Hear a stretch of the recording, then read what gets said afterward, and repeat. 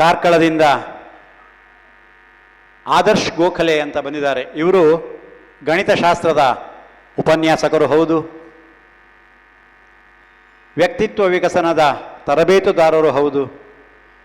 ಲಕ್ಷಾಂತರ ವಿದ್ಯಾರ್ಥಿಗಳ ಮನಸ್ಸಿನಲ್ಲಿ ರಾಷ್ಟ್ರದ ಬಗ್ಗೆ, ಧರ್ಮದ ಬಗ್ಗೆ ಗೌರವ ಹುಟ್ಟಿಸುವಂತಹ ಕೆಲಸವನ್ನು ಮಾಡಿದ್ದಾರೆ, ಮಾಡ್ತಾನೇ ಇದ್ದಾರೆ.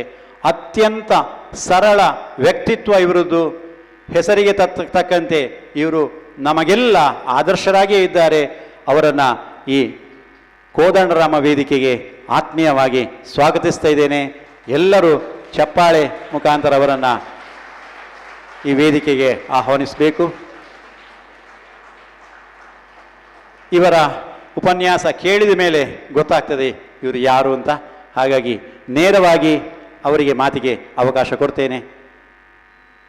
ವಿಷ್ಣು ಸಹಸ್ರನಾಮದ ವಿಶೇಷತೆಯನ್ನು ಇಷ್ಟು ಹೊತ್ತಿನ ಕಾಲ ಪೂಜ್ಯ ಗುರುಗಳ ದಿವ್ಯವಾಣಿಯಿಂದ ನಾವೆಲ್ಲರೂ ಕೂಡ ಆಲಿಸಿದ್ದೇವೆ.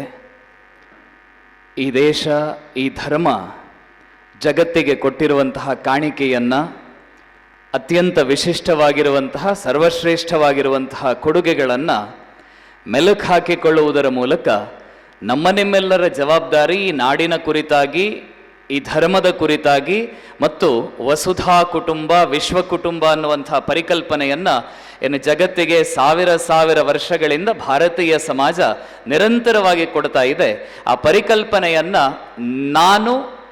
ನಾವು ಜೊತೆಯಾಗಿ ಹೇಗೆ ಕೊಡಬಹುದು ಅನ್ನುವಂತಹ ಚಿಂತನೆಯನ್ನು ಮಾಡಿಕೊಳ್ಳುವಂತಹ ಒಂದು ಸದವಕಾಶ ನಮಗೆಲ್ಲರಿಗೂ ಕೂಡ ದೊರಕಿದೆ. ಪ್ರೀತಿಯ ವಿದ್ಯಾರ್ಥಿ ಮಿತ್ರರೇ, ಗುರುಗಳು ಬಹಳ ಸುಂದರವಾಗಿ ಆ ಮಾತನ್ನು ಉಲ್ಲೇಖ ಮಾಡಿದರು. ಸಾಮಾನ್ಯವಾಗಿ ಆದಿತ್ಯವಾರ ಬಂದರೆ ವಾರದಲ್ಲಿರುವಂಥದ್ದು ಒಂದೇ ದಿವಸ ರಜಾ. ಆ ರಜಾ ದಿವಸ ಬೇರೆ ಬೇರೆ ಯೋಚನೆಗಳಲ್ಲಿ ಇದ್ದುಕೊಂಡು 1 ಗಂಟೆ ಫ್ರೀ ಸಿಗ್ತಾ ಇದ್ರೆ 4 ರೀಲ್ಸ್ ಮಾಡಿ 15 ಲೈಕ್ಸ್ ತಗೊಂಡು 25 ಕಮೆಂಟ್ಗಳ ಮೂಲಕ ನಾಳೆ ದಿವಸ ಬೆಳಗ್ಗೆ ಕಾಲೇಜಿಗೆ ಹೋಗಬೇಕಾಗಿದ್ರೆ ಹೀರೋಯಿನ್ ಆಗಿ ಹೋಗುವಂತಹ ಅವಕಾಶಗಳನ್ನೆಲ್ಲ ಬದಿಗಿರಿಸಿ ರೀಲ್ ಬದುಕಲ್ಲ, ರಿಯಲ್ ಬದುಕು ಎಲ್ಲಿದೆ ಅನ್ನುವಂತಹ ಹುಡುಕಾಟದಲ್ಲಿ ತಾವುಗಳೇನು ಇಲ್ಲಿಗೆ ಬಂದಿದ್ದೀರಿ, ಎಲ್ಲ ವಿದ್ಯಾರ್ಥಿ ಸಮುದಾಯಕ್ಕೆ ವಿಶೇಷವಾಗಿರುವಂತಹ ಅಭಿನಂದನೆಗಳನ್ನು ಈ ಸಂದರ್ಭದಲ್ಲಿ ಸಲ್ಲಿಸ್ತಾ, ಪ್ರೀತಿಯ ವಿದ್ಯಾರ್ಥಿ ಮಿತ್ರರೇ, ಭಾರತವನ್ನು ಸಾವಿರಾರು ವರ್ಷಗಳಿಂದ ಜಗದ್ಗುರು ಭಾರತ, ವಿಶ್ವಗುರು ಭಾರತ ಅಂತ ಕರೀತಾರೆ. ಇವತ್ತು ನನ್ನ ಸೌಭಾಗ್ಯ ಏನು ಅಂತಂದ್ರೆ, ಗುರುಪೂರ್ಣಿಮೆಯ ದಿವಸ, ವ್ಯಾಸ ಪೂರ್ಣಿಮೆಯ ದಿವಸ ಈ ದೇಶ ಜಗತ್ತಿನ ಗುರುವಾಗಿದ್ದು ಯಾವ ಆಧಾರದಲ್ಲಿ, ಯಾವ ಕಾರಣಕ್ಕೋಸ್ಕರ ಜಗತ್ತಿನ ಜನ ಭಾರತವನ್ನ ಗುರುಸ್ಥಾನದಲ್ಲಿ ನೋಡೋದಕ್ಕೆ ಸಾಧ್ಯವಾಯಿತು, ಯಾವ ಕಾರಣದಿಂದಲಾಗಿ ಭಾರತವನ್ನ ವಿಶ್ವ ಗುರು ಅಂತ ಕರೆಯೋದಕ್ಕೆ ಸಾಧ್ಯ ಆಯಿತು, ಮತ್ತು ಭಾರತದ ಅಷ್ಟೂ ಶತಮಾನಗಳ ಇತಿಹಾಸವನ್ನ ಸ್ವಲ್ಪ ಸಮಯದ ಅವಧಿಯಲ್ಲಿ ನಿಮ್ಮ ಎದುರುಗಡೆ ಇಡುವಂತಹ ಒಂದು ಪ್ರಾಮಾಣಿಕವಾಗಿರುವ ಪ್ರಯತ್ನವನ್ನು ನಾನು ಮಾಡ್ತೇನೆ. ಈ ದೇಶಕ್ಕೆ ಎಷ್ಟು ವರ್ಷಗಳ ಇತಿಹಾಸ ಇದೆ, ಎಷ್ಟು ಶತಮಾನಗಳ ಇತಿಹಾಸ ಇದೆ, ಲೆಕ್ಕ ಇಟ್ಟವ್ರು ಯಾರೂ ಕೂಡ ಇಲ್ಲ. ನೀವು ಸೋಷಿಯಲ್ ಸ್ಟಡೀಸಲ್ಲಿ ಅಮೇರಿಕಾದ ಪಾಠವನ್ನು ನೋಡಬೇಕಾಗಿದ್ರೆ, ಅಮೇರಿಕಾವನ್ನ ಕಂಡು ಹುಡುಕಿದವನು ಯಾರು ಅನ್ನುವ ಪ್ರಶ್ನೆಗೆ ನಿಮಗೆ ನಿಖರವಾಗಿರುವ ಉತ್ತರ ಸಿಗ್ತದೆ.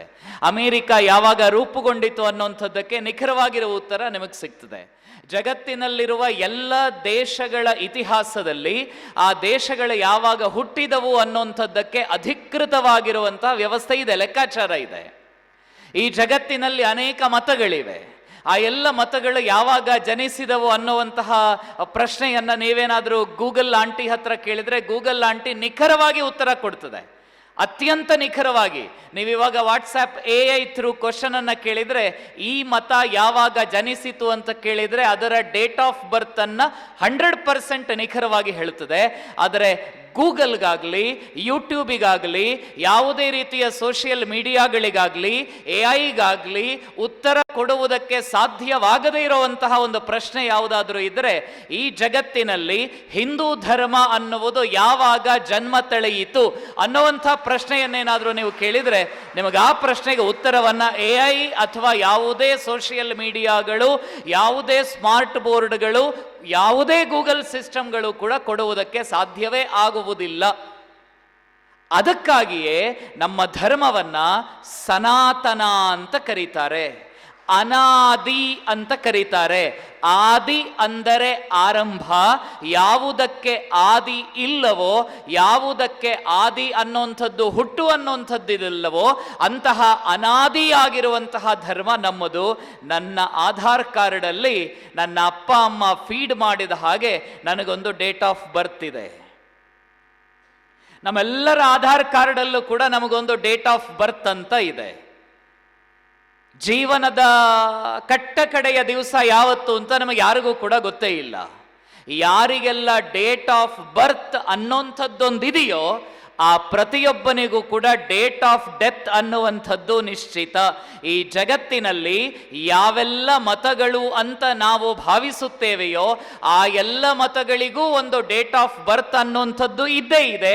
ಆದರೆ ಜಗತ್ತಿನಲ್ಲಿ ಡೇಟ್ ಆಫ್ ಬರ್ತ್ ಅನ್ನುವುದು ಇಲ್ಲದೆ ಇರುವ ಯಾವುದಾದರೊಂದು ಧರ್ಮ, ಯಾವುದಾದರೊಂದು ಜೀವನ ಪದ್ಧತಿ, ಯಾವುದಾದರೊಂದು ಆಚಾರ, ಯಾವುದಾದರೊಂದು ಸಂಪ್ರದಾಯ, ಯಾವುದಾದರೊಂದು ಸಂಸ್ಕೃತಿ, ಯಾವುದಾದರೊಂದು ನಾಗರಿಕತೆ ಇದೆ ಅಂತಾದರೆ ಆ ಅವಿನಾಶಿಯಾಗಿರುವ, ಅಕ್ಷರವಾಗಿರುವ, ಅವ್ಯಯವಾಗಿರುವಂತಹ ಸಂಸ್ಕೃತಿ ಧರ್ಮ ಅದು ನಮ್ಮ ಹಿಂದೂ ಧರ್ಮ, ಅದು ನಮ್ಮ ಭಾರತ, ಅದು ನಮ್ಮ ಹಿಂದೂಸ್ಥಾನ ಅನ್ನುವಂಥದ್ದು ಅತ್ಯಂತ ಶ್ರೇಷ್ಠವಾಗಿರುವ, ಸತ್ಯವಾಗಿರುವಂತಹ ಮಾತು. ಅಂತಹ ಪುಣ್ಯದ ನೆಲದಲ್ಲಿ ನಾವು ನೀವು ಜನ್ಮ ತಳೆದಿದ್ದೇವೆ ಅಂತಂದ್ರೆ ನಮಗಿಂತ ಭಾಗ್ಯವಂತರು ಈ ಜಗತ್ತಿನಲ್ಲಿ, ವಿಶ್ವದಲ್ಲಿ ಯಾರಿರೋದಕ್ಕೆ ಸಾಧ್ಯ? ಬಹಳ ಸುಂದರವಾಗಿರುವಂತಹ ಒಂದು ಶ್ಲೋಕ ಸಂಸ್ಕೃತದಲ್ಲಿದೆ. ನಾವೆಲ್ಲ ಹುಬ್ಬಳ್ಳಿಯಲ್ಲಿ ಕೂತ್ಕೊಂಡು ವಿಷ್ಣು ಸಹಸ್ರನಾಮದ ಪ್ರಥಮ ವಾರ್ಷಿಕೋತ್ಸವದ ಕಾರ್ಯಕ್ರಮದಲ್ಲಿದ್ದೇವೆ. ದೇವತೆಗಳು ಸ್ವರ್ಗದಲ್ಲಿ ಈಗ ಕೂತ್ಕೊಂಡು ಇದೇ ತರಹದ ಯೋಚನೆಗಳನ್ನೆಲ್ಲ ಮಾಡ್ತಾ ಇರಬಹುದು. ಪೂಜ್ಯ ಗುರುಗಳು ವಿಷ್ಣು ಸಹಸ್ರನಾಮದ ಬಗ್ಗೆ ಮಾತಾಡ್ತಾ ಇರಬೇಕಾಗಿದ್ರೆ ದೇವತೆಗಳು ಕೂಡ ಸ್ವರ್ಗದಲ್ಲಿ ಕೂತ್ಕೊಂಡು ಯೋಚನೆ ಮಾಡ್ತಾರಂತೆ. ಗಾಯಂತಿ ದೇವಾಹ ಕಿಲ ಗೀತಕಾನಿ ಧನ್ಯಾಸ್ತು ಯೇ ಭಾರತ ಭೂಮಿ ಭಾಗೆ. ಆ ಸ್ವರ್ಗದಲ್ಲಿ ಕೂತ್ಕೊಂಡಂಥ ದೇವತೆಗಳು ಭಾರತದಲ್ಲಿರುವ, ಹುಬ್ಬಳ್ಳಿಯಲ್ಲಿರುವ ಈ ದೇಶಪಾಂಡೆ ನಗರದ ಈ ಸಭಾಂಗಣದಲ್ಲಿರುವಂತಹ ನಮ್ಮ ನಿಮ್ಮೆಲ್ಲರನ್ನ ಕಂಡು ಸ್ವರ್ಗದಲ್ಲಿರುವ ದೇವತೆಗಳು ಅಸೂಯೆ ಪಡ್ಕೊಳ್ತಾ ಇದ್ದಾರಂತೆ, ಹೊಟ್ಟೆ ಕಿಚ್ಚು ಪಡ್ಕೊಳ್ತಾ ಇದ್ದಾರಂತೆ. ನಮಗೆ ಈ ಸ್ವರ್ಗದಲ್ಲಿ ಏನ್ ಸಿಕ್ಕಿದೆ? ಅತ್ತ ನೋಡಿದರೆ ಇಂದ್ರ, ಇತ್ತ ನೋಡಿದರೆ ವರುಣ, ಮತ್ತೊಂದ್ ಕಡೆ ನೋಡಿದರೆ ವಾಯು, ಆ ಕಡೆ ರಂಭೆ, ಈ ಕಡೆ ಮೇನಕೆ, ಊರ್ವಶಿ. ಅದೇ ಭಾರತದಲ್ಲಿರುವಂತಹ, ಹುಬ್ಬಳ್ಳಿಯಲ್ಲಿರುವಂತಹ ಹುಬ್ಬಳ್ಳಿ ಹುಲಿ ರೀತಿಯ ಯುವಕರನ್ನ, ಯುವತಿಯರನ್ನ ನೋಡಿ ಅವ್ರಿಗೇನ್ ಸಿಕ್ಕಿದೆ? ಸಾವಿರ ವರ್ಷಗಳ ಕಾಲ ಜಗತ್ತಿಗೆ ಜ್ಞಾನವನ್ನ ನೀಡಿದ, 1000 ವರ್ಷಗಳ ಕಾಲ ಜಗತ್ತನ್ನ ತಂದೆಯಂತೆ ಪೊರೆದ, ಸಾವಿರ ವರ್ಷಗಳ ಕಾಲ ಜಗತ್ತಿಗೆ ಅಮ್ಮನ ಪ್ರೀತಿಯನ್ನ ಕೊಟ್ಟಂತಹ ಭಾರತ ಮಾತೆಯ ಮಡಿಲಿನಲ್ಲಿ ಜನ್ಮ ಪಡೆದಿದ್ದಾರಲ್ಲ ಹುಬ್ಬಳ್ಳಿಯ ಜನ, ಅವರಿಗಿಂತ ಭಾಗ್ಯವಂತರು ಈ ಜಗತ್ತಿನಲ್ಲಿ ಬೇರೆ ಯಾರಿದ್ದಾರೆ? ಸ್ವರ್ಗದಲ್ಲಿ ನಮಗೇನ್ ಸಿಕ್ಕಿದೆ? ಅತ್ತ ಇತ್ತ ನೋಡಿದರೆ ನಾಟ್ಯ ಅಷ್ಟೇ. ಆದರೆ ಭಾರತೀಯರಿಗೆ ಏನ್ ಸಿಕ್ಕಿದೆ? ಭಾರತದಲ್ಲಿರುವಂತಹ ಯುವಕ ಯುವತಿಯರಿಗೆ ಏನ್ ಸಿಕ್ಕಿದೆ? ಇಡೀ ಜಗತ್ತೇ ಸಿಕ್ಕಿದೆ ಅನ್ನುವಂತಹ ಸಾಮರ್ಥ್ಯ, ಆ ಶಕ್ತಿಯನ್ನ ಈ ನಾಡಿನ ಪೂರ್ವಿಕರು ನಮಗೆ ಕೊಟ್ಟಿದ್ದಾರಲ್ಲ, ಆ ಕಾರಣಕ್ಕೋಸ್ಕರವೇ ಈ ಭಾರತವನ್ನ ಜಗದ್ಗುರು ಭಾರತ, ವಿಶ್ವಗುರು ಭಾರತ ಅಂತ ಉಲ್ಲೇಖ ಮಾಡ್ತಾರೆ. ಅಂತಹ ವಿಶ್ವಗುರು ಭಾರತದ ವಿರಾಟ್ ದರ್ಶನವನ್ನ ನಿಮಗೆ ಮಾಡಿಸ್ತಾ, ಈ ನಾಡಿನ, ಈ ನೆಲದ ಧೀಮಂತವಾಗಿರುವಂತಹ ಸಂಸ್ಕೃತಿಯನ್ನ ತಮ್ಮ ಎದುರುಗಡೆ ಪ್ರಸ್ತುತಪಡಿಸ್ತಾ, ಯಾವೆಲ್ಲ ಹೆಜ್ಜೆ ಗುರುತುಗಳಲ್ಲಿ ಭಾರತ ವಿಶ್ವಗುರುವಾಯಿತು ಅನ್ನೋಂಥದ್ದನ್ನ ಒಂದೊಂದಾಗಿ ನೋಡುವಂತಹ ಪ್ರಯತ್ನವನ್ನ ನಾವು ಮಾಡೋಣ. ಭಾರತ ಮಾತೆ ಜಗತ್ತಿಗೆಲ್ಲ ಪ್ರೇರಣೆಯನ್ನ ಕೊಟ್ಟಂತಹ ಜನ್ಮಜಾತೆ. ಆ ಭಾರತ ವರ್ಷದ ಕುಬೇರ ಕಥೆಯನ್ನ ಸಾವಿರ ವರ್ಷಗಳ ಕಾಲ ನಮ್ಮ ಹಿರಿಯರು ಹಾಡಿದ್ರು, ಹೊಗಳಿದ್ರು. ಉತ್ತರದಿಂದ ನೋಡಿದಾಗ ದಕ್ಷಿಣದಲ್ಲಿ ಸಮುದ್ರ, ದಕ್ಷಿಣದಿಂದ ಉತ್ತರದ ಕಡೆಗೆ ನೋಡಬೇಕಾಗಿದ್ರೆ ಹಿಮಪರ್ವತ, ಅಗಾಧವಾಗಿರುವಂತಹ, ವ್ಯಾಪಿಸಿರುವಂತಹ ಈ ಭರತ ಭೂಮಿ. ಜಗತ್ತಿನ ಜನ ಭಾರತದ ಬಗ್ಗೆ ಹೆಮ್ಮೆಯಿಂದ ಮಾತನಾಡ್ತಾರೆ. ಇವತ್ತಿಗೂ ಕೂಡ ಒಂದು ಕ್ವಶನ್ ಮಾರ್ಕ್ ಇದೆ. ಮ್ಯಾಕ್ಸ್ ಮುಲ್ಲರ್ ಅನ್ನುವ ವಿದ್ವಾಂಸ ಭಾರತಕ್ಕೆ ಬಂದಿದ್ದರೋ ಇಲ್ಲವೋ ಅನ್ನುವುದರ ಬಗ್ಗೆ ಇವತ್ತಿಗೂ ಒಂದು ಪ್ರಶ್ನೆ, ಒಂದು ಕ್ವಶನ್ ಮಾರ್ಕ್ ಇದೆ. ಆದರೆ ಆ ಪುಣ್ಯಾತ್ಮನ ಬಗ್ಗೆ ಒಂದು ಶ್ಲೋಕವೂ ಕೂಡ ಹರಿದಾಡ್ತಾ ಇದೆ. ಯಾವ ಮ್ಯಾಕ್ಸ್ ಮುಲ್ಲರ್ ಭಾರತೀಯ ವೇದ, ಶಾಸ್ತ್ರ, ಇತಿಹಾಸ, ಪುರಾಣಗಳನ್ನ ಓದಿದಂತಹ ಆ ಮ್ಯಾಕ್ಸ್ ಮುಲ್ಲರ್ ಒಂದು ಕಡೆ ಬಹಳ ಸೊಗಸಾಗಿ ಬರೀತಾರಂತೆ. ಮ್ಯಾಕ್ಸ್ ಮುಲ್ಲರ್ಗೆ ಕಂಬಳಿ ಕೊಟ್ಟು ಹಿಂದೂ ಧರ್ಮ ಕರೀಲಿಲ್ಲ.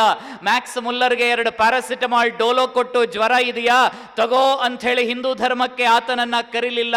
ಮ್ಯಾಕ್ಸ್ ಮುಲ್ಲರ್ ಮನೆಯಲ್ಲ ಬಡತನ ಇದೆ, ಒಂದು 100 ರೂಪಾಯಿ, 5 kg ಅಕ್ಕಿ, 2 kg ಟೊಮೆಟೊ, 4 kg ಕಾಳು ಕೊಟ್ಟು ಮ್ಯಾಕ್ಸ್ ಮುಲ್ಲರ್ನನ್ನ ಹಿಂದೂ ಧರ್ಮ ಕರೀಲಿಲ್ಲ. ಆ ಮ್ಯಾಕ್ಸ್ ಮುಲ್ಲರ್ ವೇದ, ಶಾಸ್ತ್ರ, ಪುರಾಣ, ಇತಿಹಾಸಗಳನ್ನು ಅಧ್ಯಯನ ಮಾಡಿದ ನಂತರ ಹೀಗೆ ಹೇಳುತ್ತಾರಂತೆ: ಶರ್ಮಣ್ಯ ದೇಶವಾಸೀಯ ಗೋಮಾಂತಕ ನಿವಾಸಿನ ಮೋಕ್ಷ ಮೂಲರ ಭಟ್ಟೇನ ಭಾಷ್ಯಮೇತನ್ಮಯಾಕೃತಂ ಅಂತ ಆ ಮ್ಯಾಕ್ಸ್ ಮುಲ್ಲರ್ ತನ್ನನ್ನ ತಾನು ಮೋಕ್ಷ ಮೂಲರ ಭಟ್ಟ ಅಂತ ಹೆಸರನ್ನ ಬದಲಾಯಿಸಿಕೊಂಡು ಈ ನೆಲದ ಶಾಸ್ತ್ರಗಳಿಗೆ, ಗೀತೆ, ಭಾಗವತಗಳಿಗೆ ಭಾಷ್ಯ ಬರಿತಾನೆ ಅಂತ ಒಂದು ಇತಿಹಾಸ ಇದೆ. ಜಗತ್ತಿನ ಮೂಲೆ ಮೂಲೆಗಳಲ್ಲಿರುವಂತಹ ಜನರಿಗೆ ಶಕ್ತಿ ಸಾಮರ್ಥ್ಯವನ್ನು ತುಂಬಿದಂತಹ ನೆಲ ನಮ್ಮ ಭಾರತ. ಹ್ಯುಯೆನ್ ಕಥೆ ನಿಮಗೆಲ್ಲ ಗೊತ್ತಿದೆ, ಫಾಹಿಯಾನರ ಕಥೆ ನಿಮಗೆ ಗೊತ್ತಿದೆ, ಆಫ್ರಿಕಾದ ಬತೂತಾ ಅನ್ನುವ ಯಾತ್ರಿಕನ ಕಥೆ ನಿಮಗೆ ಗೊತ್ತಿದೆ. ಅವರೆಲ್ಲ ಭಾರತಕ್ಕೆ ಬರ್ತಾರೆ. ಬತೂತಾ ನಮ್ಮ ಕರ್ನಾಟಕಕ್ಕೆ ಬರ್ತಾನೆ, ಬತೂತಾ ನಮ್ಮ ಕರಾವಳಿಯ ಜಿಲ್ಲೆಗಳಲ್ಲಿ ಓಡಾಡ್ತಾನೆ. ಆ ಫಾಹಿಯಾನ, ಆ ಹ್ಯುಯೆನ್ ಸಾಂಗ್, ಆ ಬತೂತಾ ಭಾರತದ ನೆಲಕ್ಕೆ ಬರಬೇಕಾಗಿದ್ರೆ ಅವರ ಮನಸ್ಸಿನಲ್ಲಿದ್ದಂತಹ ಕಲ್ಪನೆ ಒಂದೇಯಂತೆ: ನಾನು ಈ ಜಗತ್ತಿನ ಯಾವುದಾದರೂ ಒಂದು ಮೂಲೆಯನ್ನ ನೋಡಬೇಕು, ನಾನು ಈ ಜಗತ್ತಿನಲ್ಲಿರುವಂತಹ ಅಂಥ ಒಂದು ಪ್ರದೇಶವನ್ನು ನೋಡಬೇಕು. ಯಾವ ಪ್ರದೇಶದ ಜನ ಜಗತ್ತಿಗೆ ಸಂಸ್ಕೃತಿಯನ್ನು ಮೊಗೆದು ಧಾರೆ ಎರೆದಿದ್ದಾರೋ ಅಂಥ ಪ್ರದೇಶವನ್ನು ನಾನು ನೋಡಬೇಕು. ನಮ್ಮ ಆಫ್ರಿಕಾದಲ್ಲಿ ಹೇಳ್ತಾರೆ, ನಮ್ಮ ಚೀನಾದಲ್ಲಿ ಹೇಳ್ತಾರೆ, ಈ ಜಗತ್ತಿನಲ್ಲಿ ಸ್ವರ್ಗಕ್ಕೆ ಸ್ಪರ್ಧಿಯಾಗಿರುವಂತಹ ಒಂದು ನೆಲ ಇದೆಯಂತೆ, ಧರೆಗವತರಿಸಿದೆ ಸ್ವರ್ಗದ ಸ್ಪರ್ಧಿಯು ಸುಂದರ ತಾಯಿ ನೆಲವು ಅಂತ ಆ ದೇಶದ ಜನ ಹಾಡಿ ಹೊಗಳ್ತಾರಂತೆ ಆ ನಾಡನ್ನ.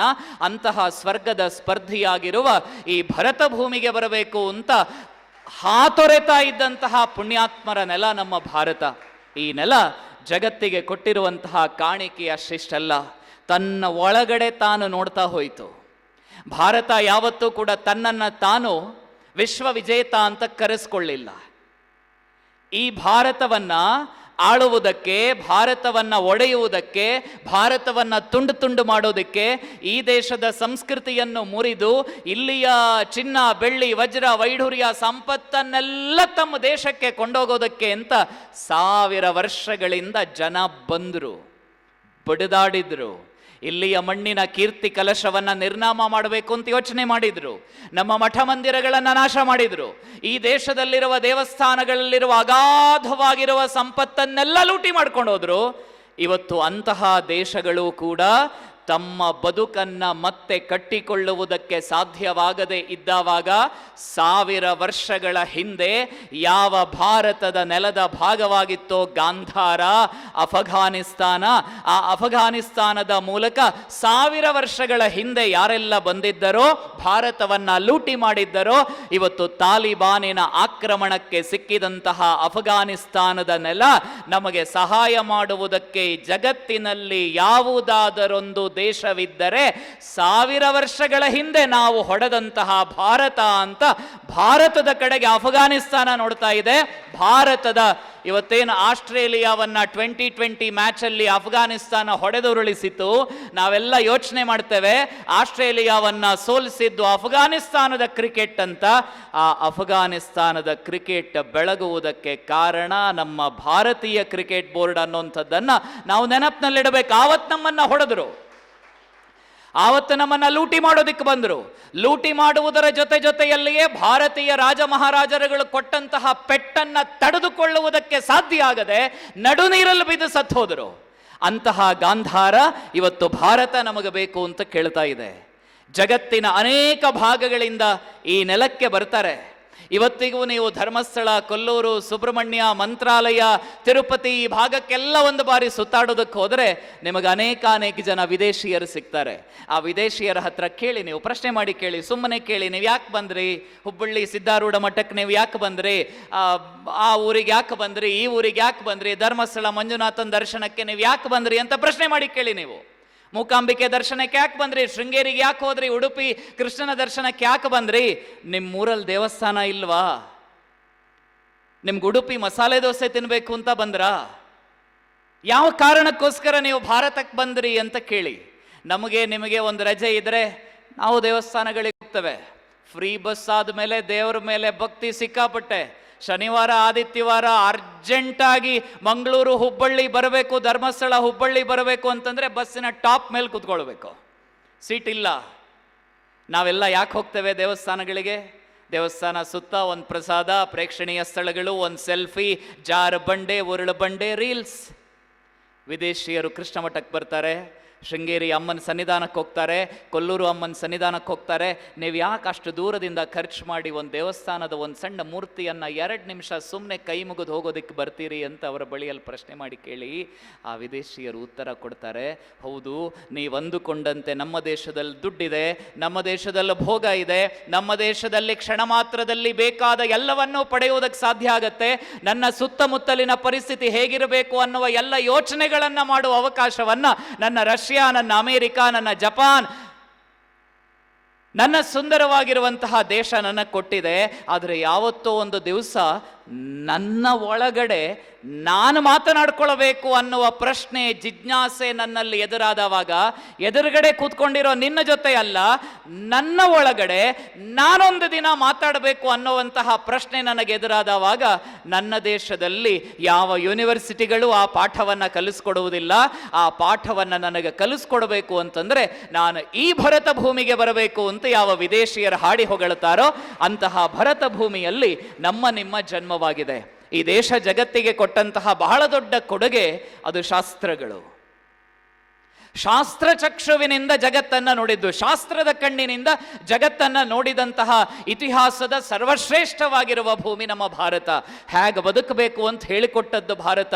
ಯುವಕ ಯುವತಿಯರೆಲ್ಲ ಇದ್ದೀರಲ್ಲ, ನಾವೆಲ್ಲ ಕಾಲೇಜು ಮುಗಿಸ್ಕೊಂಡು ಹೋಗಬೇಕಾಗಿದ್ರೆ, ಸ್ನಾತಕ ಪದವಿಯನ್ನು ಪಡಿಬೇಕಾಗಿದ್ರೆ, ಒಂದು 12 ವರ್ಷ 14 ವರ್ಷಗಳ ಕಾಲ ಶಿಕ್ಷಣವನ್ನು ಪಡೆದು ಹುಬ್ಬಳ್ಳಿಯ ನಮ್ಮ ಕಾಲೇಜಿಂದ ಹೊರಗಡೆ ಹೋಗಬೇಕಾಗಿದ್ರೆ ಸೆಂಡ್ ಆಫ್ ಕಾರ್ಯಕ್ರಮ ಅಂತ ಮಾಡ್ತೇವೆ.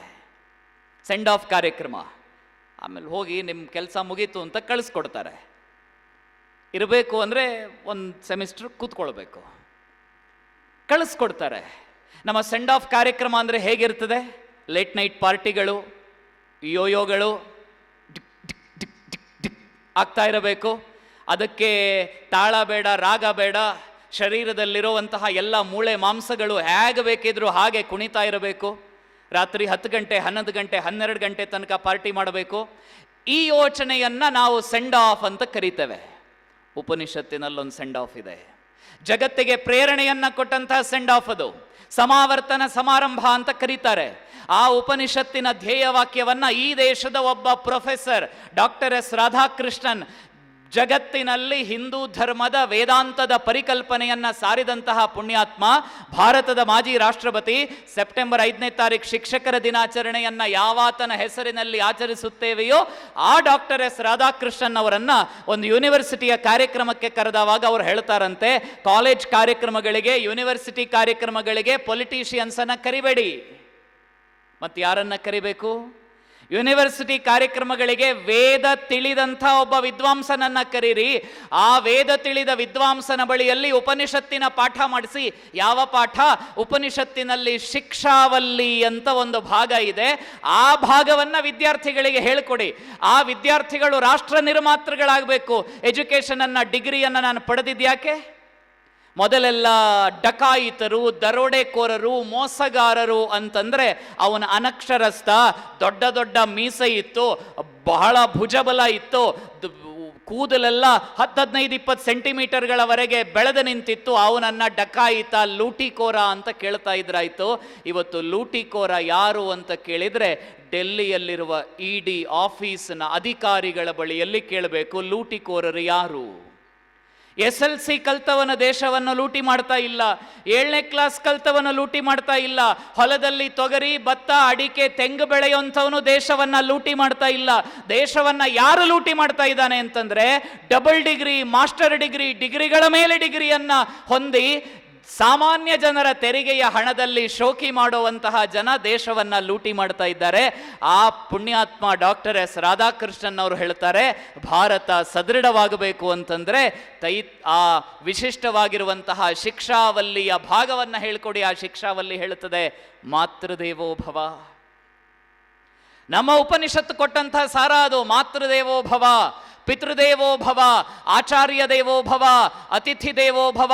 ಯಾವುದು ನನಗೆ ಒಳಿತಾಗುತ್ತದೆಯೋ ಅದನ್ನ ನೀನು ಪರಿಪಾಲನೆ ಮಾಡು, ಜಗತ್ತಿಗೆ ಅದನ್ನ ಹೇಳಿಕೊಡು ಅನ್ನುವಂತಹ ಅದೃಷ್ಟ, ಅತ್ಯಂತ ವಿಶಿಷ್ಟವಾಗಿರುವಂತಹ ಭಾವನೆಗಳನ್ನ ಈ ದೇಶದ ಯುವಜನತೆಯಲ್ಲಿ ತುಂಬಿದಂತಹ ಉಪನಿಷತ್ತುಗಳು, ರಾಮನ ಕಥೆಯ ಮೂಲಕ ಜಗತ್ತನ್ನ ಕಣ್ತೆರೆಸಿದಂತಹ ರಾಮಾಯಣ, ಭಗವದ್ಗೀತೆಯ ಅತ್ಯಂತ ಪ್ರಚಂಡವಾಗಿರುವಂತಹ ಚಿಂತನೆಗಳು ಇಡೀ ಮನುಕುಲಕ್ಕೆ ಆದರ್ಶವಾಗಿದೆಯಲ್ಲ ನಮ್ಮ ವೇದಗಳು, ನಮ್ಮ ಶಾಸ್ತ್ರಗಳು.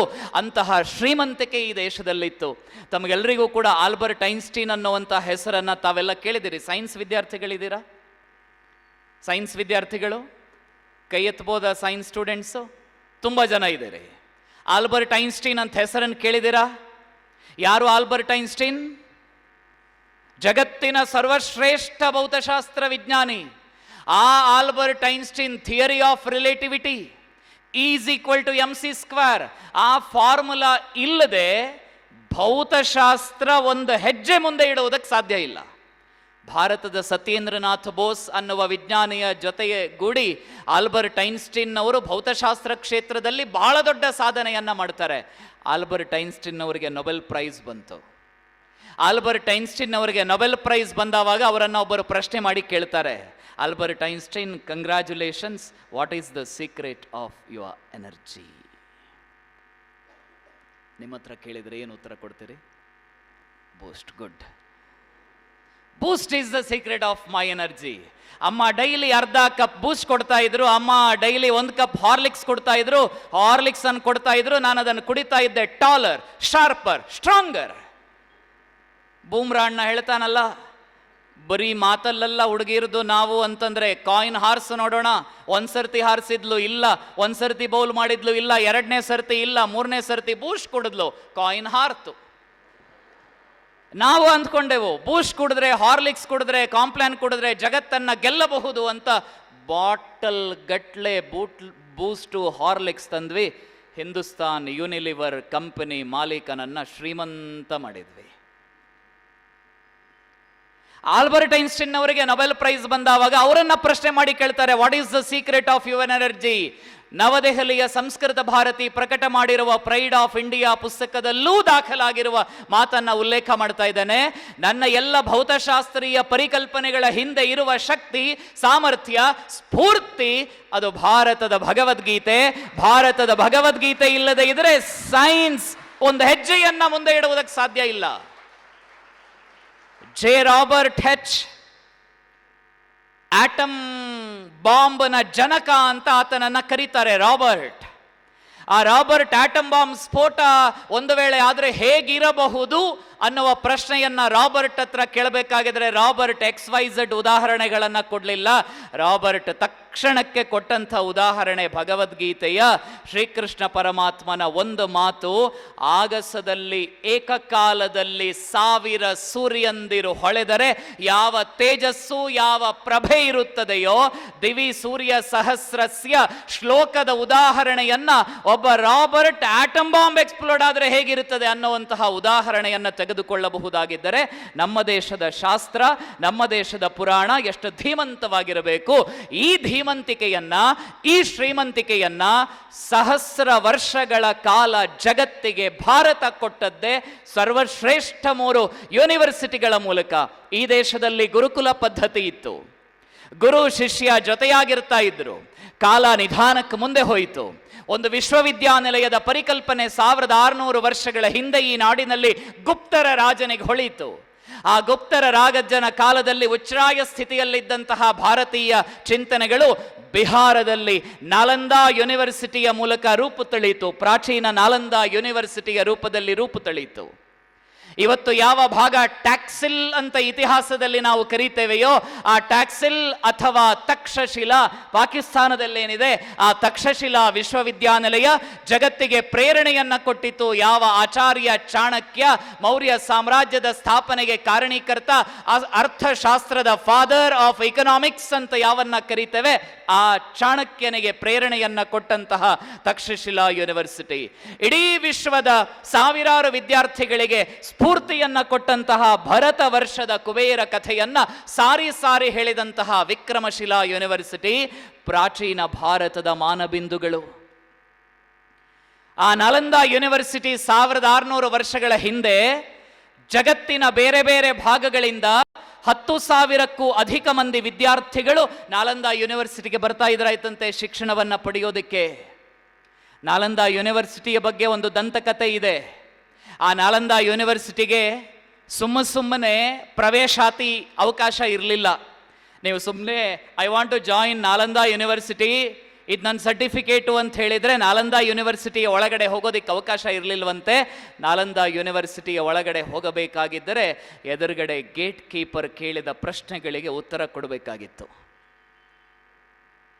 ಆ ಗೇಟ್ ಕೀಪರ್ ಕೇಳಿದ ಪ್ರಶ್ನೆಗಳಿಗೆ ಉತ್ತರ ಕೊಡುವುದಕ್ಕೆ ಸಾಧ್ಯವಾಗದೆ ನಾಲಂದಾ ಯೂನಿವರ್ಸಿಟಿಯಿಂದ ಹೊರಗಡೆ ಹೋದಂತಹ ವಿದ್ಯಾರ್ಥಿಗಳ ಸಂಖ್ಯೆಯೇ ಸಾವಿರಾರು. ಗೇಟ್ ಕೀಪರ್ ಅಂತಹ ಬುದ್ಧಿವಂತನಾಗಿರಬೇಕಾಗಿದ್ರೆ ಏನು ಒಳಗಡೆ ಕೂತ್ಕೊಂಡಿರುವಂತಹ VC ಎಷ್ಟು ಅತ್ಯಂತ ಉನ್ನತವಾಗಿರುವಂತಹ ಜ್ಞಾನದ ಚಿಂತನೆಗಳನ್ನು ಹೊಂದಿರಬೇಕಾಗಿತ್ತು. ಇಂತಹ ಸರ್ವಶ್ರೇಷ್ಠವಾಗಿರುವಂತಹ ಭಾರತದ ನಾಲಂದಾ, ವಿಕ್ರಮಶಿಲಾ, ತಕ್ಷಶಿಲಾ ಯೂನಿವರ್ಸಿಟಿಗಳ ಮೂಲಕ ನಾವು ಜಗತ್ತಿಗೆ ಜ್ಞಾನದ ಧಾರೆಯನ್ನು ಎರಿತಾ ಇದ್ವಿ. ಜ್ಞಾನ ಭೂಮಿ ನಮ್ಮದು. ಛಾತ್ರ ದುಂಬಿಗಳನ್ನು ಆಕರ್ಷಿಸ್ತಾ ಇತ್ತು ಭಾರತ. ಯಾರಿಗೆಲ್ಲ ತನ್ನನ್ನು ತಾನು ತಿಳಿಬೇಕು ಅನ್ನುವಂತಹ ಯೋಚನೆಗಳಿದೆಯೋ ಅವರೆಲ್ಲರೂ ಕೂಡ ಭಾರತದ ಕಡೆಗೆ ಓಡೋಡಿ ಬರ್ತಾ ಇದ್ರು. ಇಲ್ಲಿಯ ಯೂನಿವರ್ಸಿಟಿಗಳಲ್ಲಿ ಅಧ್ಯಯನವನ್ನ ಮಾಡ್ತಾ ಇದ್ರು. ಇಲ್ಲಿಯ ಚಿಂತನೆಗಳನ್ನು ತಾವು ತೆಗೆದುಕೊಂಡು ಹೋಗಿ ಭಾರತ ವರ್ಷದ ಶ್ರೇಷ್ಠ ಸಾಧನೆಗಳನ್ನು ಜಗತ್ತಿಗೆ ಕೊಡ್ತಾ ಇದ್ರು. ನಾವೆಲ್ಲ ಇವತ್ತು ಕ್ಲಾಸಲ್ಲಿ ಎಷ್ಟು ಸುಳ್ಳು ಓದ್ತೇವೆ ನೋಡಿ. ನಾನು ಮ್ಯಾಥ್ಸ್ ಟೀಚರ್. SSLCಯಲ್ಲಿ ಮಕ್ಕಳಿಗೆ ಪಾಠ ಮಾಡಬೇಕಾಗಿದ್ರೆ, ಮಕ್ಕಳೇ ನೀವು SLCಯಲ್ಲಿ ಓದಿರ್ತೀರಿ, ಇದು ಥೇಲ್ಸ್ ಥಿಯರಮ್, ಇದು ಪೈಥಾಗೋರಸ್ ಥಿಯರಮ್, ಚೆನ್ನಾಗಿ ಓದಿ 5 ಮಾರ್ಕ್ಸ್ ಬರ್ತದೆ, ಗ್ಯಾರಂಟಿ ಕ್ವಶನ್. ಯಾರು ಕೊಟ್ಟರು? ಪೈಥಾಗೋರಸ್. ಹೆಮ್ಮೆ ಅಂತ ಅನ್ಸೋದು. Pythagoras theorem, ಯೂಲರ್ಸ್ theorem, Newton's theory. ಏನ್ ಜಗತ್ತಿನ ಅನೇಕ ವಿಜ್ಞಾನಿಗಳ ಹೆಸರನ್ನ ಹೇಳಬೇಕಾಗಿದ್ರೆ ತುಂಬಾ ಖುಷಿ ಪಡ್ತೇವೆ. ಇವತ್ತಿಗೂ ಕೂಡ SSLC PUCಯಲ್ಲಿ ಕ್ವಾಡ್ರಾಟಿಕ್ ಇಕ್ವೇಷನ್ಸ್ ಪಾಠವನ್ನ ಮಾಡಬೇಕಾಗಿದ್ರೆ x = -b ± √b² - 2ac whole divided by 2a formula method for quadratic equation ಅಂತ ಹೇಳಿದ್ರೆ ದಿಸ್ ಈಸ್ ಶ್ರೀಧರಾಸ್ ಫಾರ್ಮುಲಾ ಅಂತಂದ್ರೆ ಮಕ್ಕಳು ಮುಸಿ ನಗ್ತಾರೆ. ಶ್ರೀಧರ, ಹುಬ್ಬಳ್ಳಿ ಯಾವ ಬೀದಿ ಶ್ರೀಧರ? ಯೂಲರ್ಸ್ ಫಾರ್ಮುಲಾ, ವಾಹ್. ಥೇಲ್ಸ್ ಥಿಯರಮ್, ವಾಹ್, superb. Newton's theory, beautiful. Sridhara's formula, Sridhara. ಆ ಫಾರ್ಮುಲಾ ಕೊಟ್ಟದ್ದು ಶ್ರೀಧರಾಚಾರ್ಯ. ಎಂಥ ಜಗತ್ತಿನ ಅತ್ಯಂತ ಅದ್ಭುತವಾಗಿರುವ ಪರಿಕಲ್ಪನೆಯನ್ನ ಭಾರತ ಕೊಟ್ಟಿದೆ ಅಂತಂದ್ರೆ ಇವತ್ತಿಗೂ ನಾಸಾ ಆದರೂ ಸರಿ, ಇಸ್ರೋ ಆದರೂ ಸರಿ, ಇಸ್ರೋದ ವಿಜ್ಞಾನಿಗಳು ಜ್ಯೋತಿಷ್ಯ ಶಾಸ್ತ್ರವನ್ನ ಕಲಿತಾ ಇದ್ದಾರೆ. ನಿಮಗೆ ಗೊತ್ತಿರ್ಬೋದು. ಇಸ್ರೋದ ವಿಜ್ಞಾನಿಗಳಿಗೆ ಸಪರೇಟ್ ಕ್ಲಾಸ್ ಮಾಡ್ತಾರೆ. ಚಂದ್ರಯಾನ ಸಕ್ಸೆಸ್ ಆದಂತಹ ಕಾರಣ ಏನು ಅಂತಂದ್ರೆ ಅವರಿಗೆ ಭಾರತದ ಪ್ರಾಚೀನ ಖಗೋಳಶಾಸ್ತ್ರದ ಪಾಠವನ್ನ ವಾರಕ್ಕಿಷ್ಟರ್ತಿ ಅಂತ ಮಾಡುವಂಥ ಪರಿಪಾಠ ಇದೆ. ಇವತ್ತಿಗೂ ಸೂರ್ಯಗ್ರಹಣ ಯಾವಾಗ, ಚಂದ್ರಗ್ರಹಣ ಯಾವಾಗ, ಯಾವ ಸಂದರ್ಭದಲ್ಲಿ ಸೂರ್ಯೋದಯ, ಯಾವ ಸಂದರ್ಭದಲ್ಲಿ ಚಂದ್ರೋದಯ ಅನ್ನುವ ಲೆಕ್ಕಾಚಾರಗಳನ್ನು ನಮ್ಮ ಉಡುಪಿ ಪಂಚಾಂಗ, ಭಾಸ್ಕರ ಪಂಚಾಂಗ, ಹುಬ್ಬಳ್ಳಿ ಪಂಚಾಂಗ, ವಿಜಯಪುರ ಪಂಚಾಂಗ, ಎಲ್ಲ ಪಂಚಾಂಗಗಳು ಕೂಡ ನೀವು ಯಾವುದೇ ಆಚಾರ್ಯರನ್ನ ಪ್ರಶ್ನೆ ಮಾಡಿ ಕೇಳಿ, ಆಚಾರ್ಯರೇ 4020, ಇವಾಗ 2024ರಲ್ಲಿದ್ದೇವೆ, 4020ನೇ ಇಸವಿ ಏಪ್ರಿಲ್ 8ನೇ ತಾರೀಕು ಬೆಳಗ್ಗೆ ಎಷ್ಟೊತ್ತಿಗೆ ಸೂರ್ಯೋದಯ ಆಗತ್ತೆ ಅಂತ ಇವತ್ತು ಅವರ ಬಳಿಯಲ್ಲಿ ಪ್ರಶ್ನೆ ಮಾಡಿ ಕೇಳಿ, ನಿಮಗೆ ಲೆಕ್ಕಾಚಾರ ಮಾಡಿ ಹೇಳ್ತಾರೆ. ಅಂತಹ ಶ್ರೇಷ್ಠವಾಗಿರುವ ಅಪರೂಪವಾಗಿರುವ ಜ್ಞಾನವನ್ನ ಈ ಜಗತ್ತಿಗೆ ಭಾರತ ಕೊಟ್ಟಿತಲ್ಲ.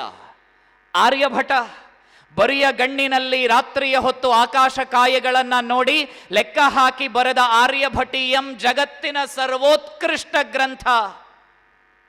ಭಾಸ್ಕರಾಚಾರ್ಯ ಇವತ್ತು ಯಾವುದನ್ನ ಪೈಥಾಗೋರಸ್ ಥಿಯರಮ್ ಅಂತ ನಾವೆಲ್ಲ ಕರಿತೇವೆ, ಆ ಪೈಥಾಗೋರಸ್ ಥಿಯರಮ್ ಅನ್ನ 4 ಸಾಲುಗಳ ಶ್ಲೋಕದ ರೂಪದಲ್ಲಿ ಕೊಟ್ಟಂತ ಪುಣ್ಯಾತ್ಮ ಲೀಲಾವತಿ ಮ್ಯಾಥಮೆಟಿಕ್ಸ್ ಅಂತ ಒಂದಿದೆ. ಲೀಲಾವತಿ ಗಣಿತ. ಲೀಲಾವತಿ ಭಾಸ್ಕರಾಚಾರ್ಯರ ಮಗಳು. ಭಾಸ್ಕರರ ಮಗಳು ಲೀಲಾವತಿ ಮತ್ತು ತಂದೆ ಮಾತಾಡ್ತಾ ಇದ್ರು, ಅಪ್ಪ ನಾಳೆ ನನಗೆ ಕಾಲೇಜ್ ಡೇ, ಒಂದು ಸೀರೆ ತರಬೇಕು. ಅಲ್ಲ. ಅಪ್ಪ ಇವತ್ತು ಪಾನಿಪುರಿ ಮಾಡಬೇಕು. ಅಲ್ಲ. ಮಗಳು ಲೀಲಾವತಿ ಮತ್ತು ಅಪ್ಪ ಭಾಸ್ಕರನ ನಡುವಿನ ಸಂಭಾಷಣೆ ಸಂಸ್ಕೃತದಲ್ಲಿತ್ತು, ಬರೀ 4 ಲೈನ್. ಆ 4 ಲೈನ್ಗಳನ್ನು ಬಿಡಿಸಬೇಕು ಅಂತಂದರೆ so called Pythagoras theorem apply ಮಾಡಬೇಕಾಗಿತ್ತು. ಪೈಥಾಗೋರಸ್ ಹುಟ್ಟುವುದಕ್ಕಿಂತ ಮೊದಲೇ ಪೈಥಾಗೋರಸ್ ಥಿಯರಮ್ ಅಂತ ಹೇಳುವ ಒಂದು ಥಿಯರಮ್ ಪ್ರಯೋಗ ಭಾರತದಲ್ಲಿತ್ತು ಅಂತಂದರೆ ಆ Pythagoras theorem, so called Pythagoras theorem ಅನ್ನು ಮೊಟ್ಟ ಮೊದಲ ಬಾರಿಗೆ ಈ ದೇಶಕ್ಕೆ ಕೊಟ್ಟಂತಹ ಶುಲ್ಬ ಸೂತ್ರದ ರೂವಾರಿ ಬೋಧಾಯನ, ಲೀಲಾವತಿಯ ಕರ್ತೃ ಭಾಸ್ಕರಾಚಾರ್ಯ ನಮ್ಮ ಹೆಮ್ಮೆ ಅಂತ ನಮಗನ್ಸೋದಿಲ್ವಾ? ಡಾಕ್ಟರ್ ಇದ್ರು ಆಧುನಿಕ ಧನ್ವಂತರಿ, ಇಂಟೆಸ್ಟೈನಲ್ ಸರ್ಜರಿ. ಬ್ರಿಟಿಷ್ ಅಧಿಕಾರಿಯೊಬ್ಬ 1830-35 ಹೊತ್ತಿಗೆ ಭಾರತದ ಪ್ರಥಮ ಸ್ವಾತಂತ್ರ್ಯ ಸಂಗ್ರಾಮ ಅಂತ ನಾವು ಏನು ಕರೀತೇವೆ, ಆ ಸ್ವಾತಂತ್ರ್ಯ ಸಂಗ್ರಾಮಕ್ಕಿಂತ ಮೊದಲು ನಡೆದಂತಹ ಒಂದು ಸಣ್ಣ ಸಂಗ್ರಾಮದಲ್ಲಿ, ಸಮರದಲ್ಲಿ ಬ್ರಿಟಿಷ್ ಅಧಿಕಾರಿಯೊಬ್ಬನ ಮೂಗಿಗೆ ಭಾರತೀಯ ವೀರನೊಬ್ಬ ಈಟಿಯನ್ನು ತಿವಿತಾನೆ. ಬ್ರಿಟಿಷ್ ಅಧಿಕಾರಿಯ ಮೂಗಿನ ಮೇಲಿನ ಚರ್ಮ ಎಲ್ಲ ಕಿತ್ತು ಕೆಳಗಡೆ ಬರ್ತದೆ. ಅವನಿಗೆ ವಾಪಸ್ ಇಂಗ್ಲೆಂಡಿಗೆ ಹೋಗಬೇಕು.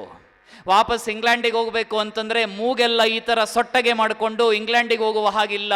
ಏನು ಇಂಗ್ಲೆಂಡಿಂದ ಭಾರತಕ್ಕೆ ಹೋಗಬೇಕಾಗಿದ್ರೆ ನೀನೇ ಇಂದ್ರ, ನೀನೇ ಚಂದ್ರ, ನೀನೇ ದೇವೇಂದ್ರ ಅಂತ ಕಳಿಸ್ಕೊಟ್ರು. ಇವನು ಭಾರತದ ಒಬ್ಬ ಸಾಮಾನ್ಯ ನಾಗರಿಕನ ಕೈಯಲ್ಲಿ ಈಟಿಯಿಂದ ಹೊಡೆಸ್ಕೊಂಡು ಬಂದಿದ್ದಾನೆ. ಮೂಗಿನಲ್ಲಿ ಚರ್ಮ ಇಲ್ಲ ಅಂತಂದರೆ ನಾಚಿಕೆ ಅಂತ ಅವನಿಗೆ ಅನ್ನಿಸ್ತಂತೆ. ಆತ ತನ್ನ ಭಟರನ್ನೆಲ್ಲ ಕಳಿಸ್ಕೊಡ್ತಾನೆ. ಹೀಗೆ ಕಳಿಸ್ಕೊಡ್ಬೇಕಾಗಿದ್ರೆ ಪಾರಂಪರಿಕ ವೈದ್ಯರು ಸಿಗ್ತಾರೆ.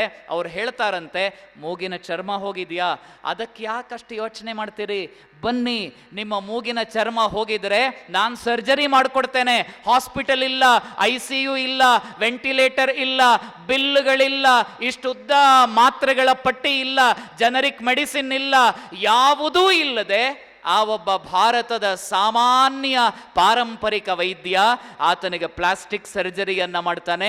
ಈ ಜಗತ್ತಿನಲ್ಲಿ ಪ್ಲಾಸ್ಟಿಕ್ ಸರ್ಜರಿಯನ್ನು ಮೊಟ್ಟ ಮೊದಲ ಬಾರಿಗೆ ಪರಿಚಯ ಮಾಡಿಕೊಟ್ಟದ್ದು, ಈ ಜಗತ್ತಿನಲ್ಲಿ ಮೊಟ್ಟ ಮೊದಲ ಬಾರಿಗೆ 8 ವಿಧದ ಚಿಕಿತ್ಸೆಯ ಕ್ರಮಗಳನ್ನು ಜಗತ್ತಿಗೆ ಪರಿಚಯ ಮಾಡಿಕೊಟ್ಟಂತಹ ಚರಕ ಮತ್ತು ಸುಶ್ರುತ ಈ ನೆಲದ ಪುಣ್ಯಾತ್ಮರು, ಈ ನೆಲದವರು. ನಾವೆಲ್ಲ ಅವರ ಸಂತಾನ ಅಂತ ಹೇಳ್ಕೊಳ್ಳೋದಕ್ಕೆ ನಮಗೆಷ್ಟು ಹೆಮ್ಮೆ ಅಂತ ಅನ್ನಿಸ್ಬೇಕು. ಈ ನಾಡಿನ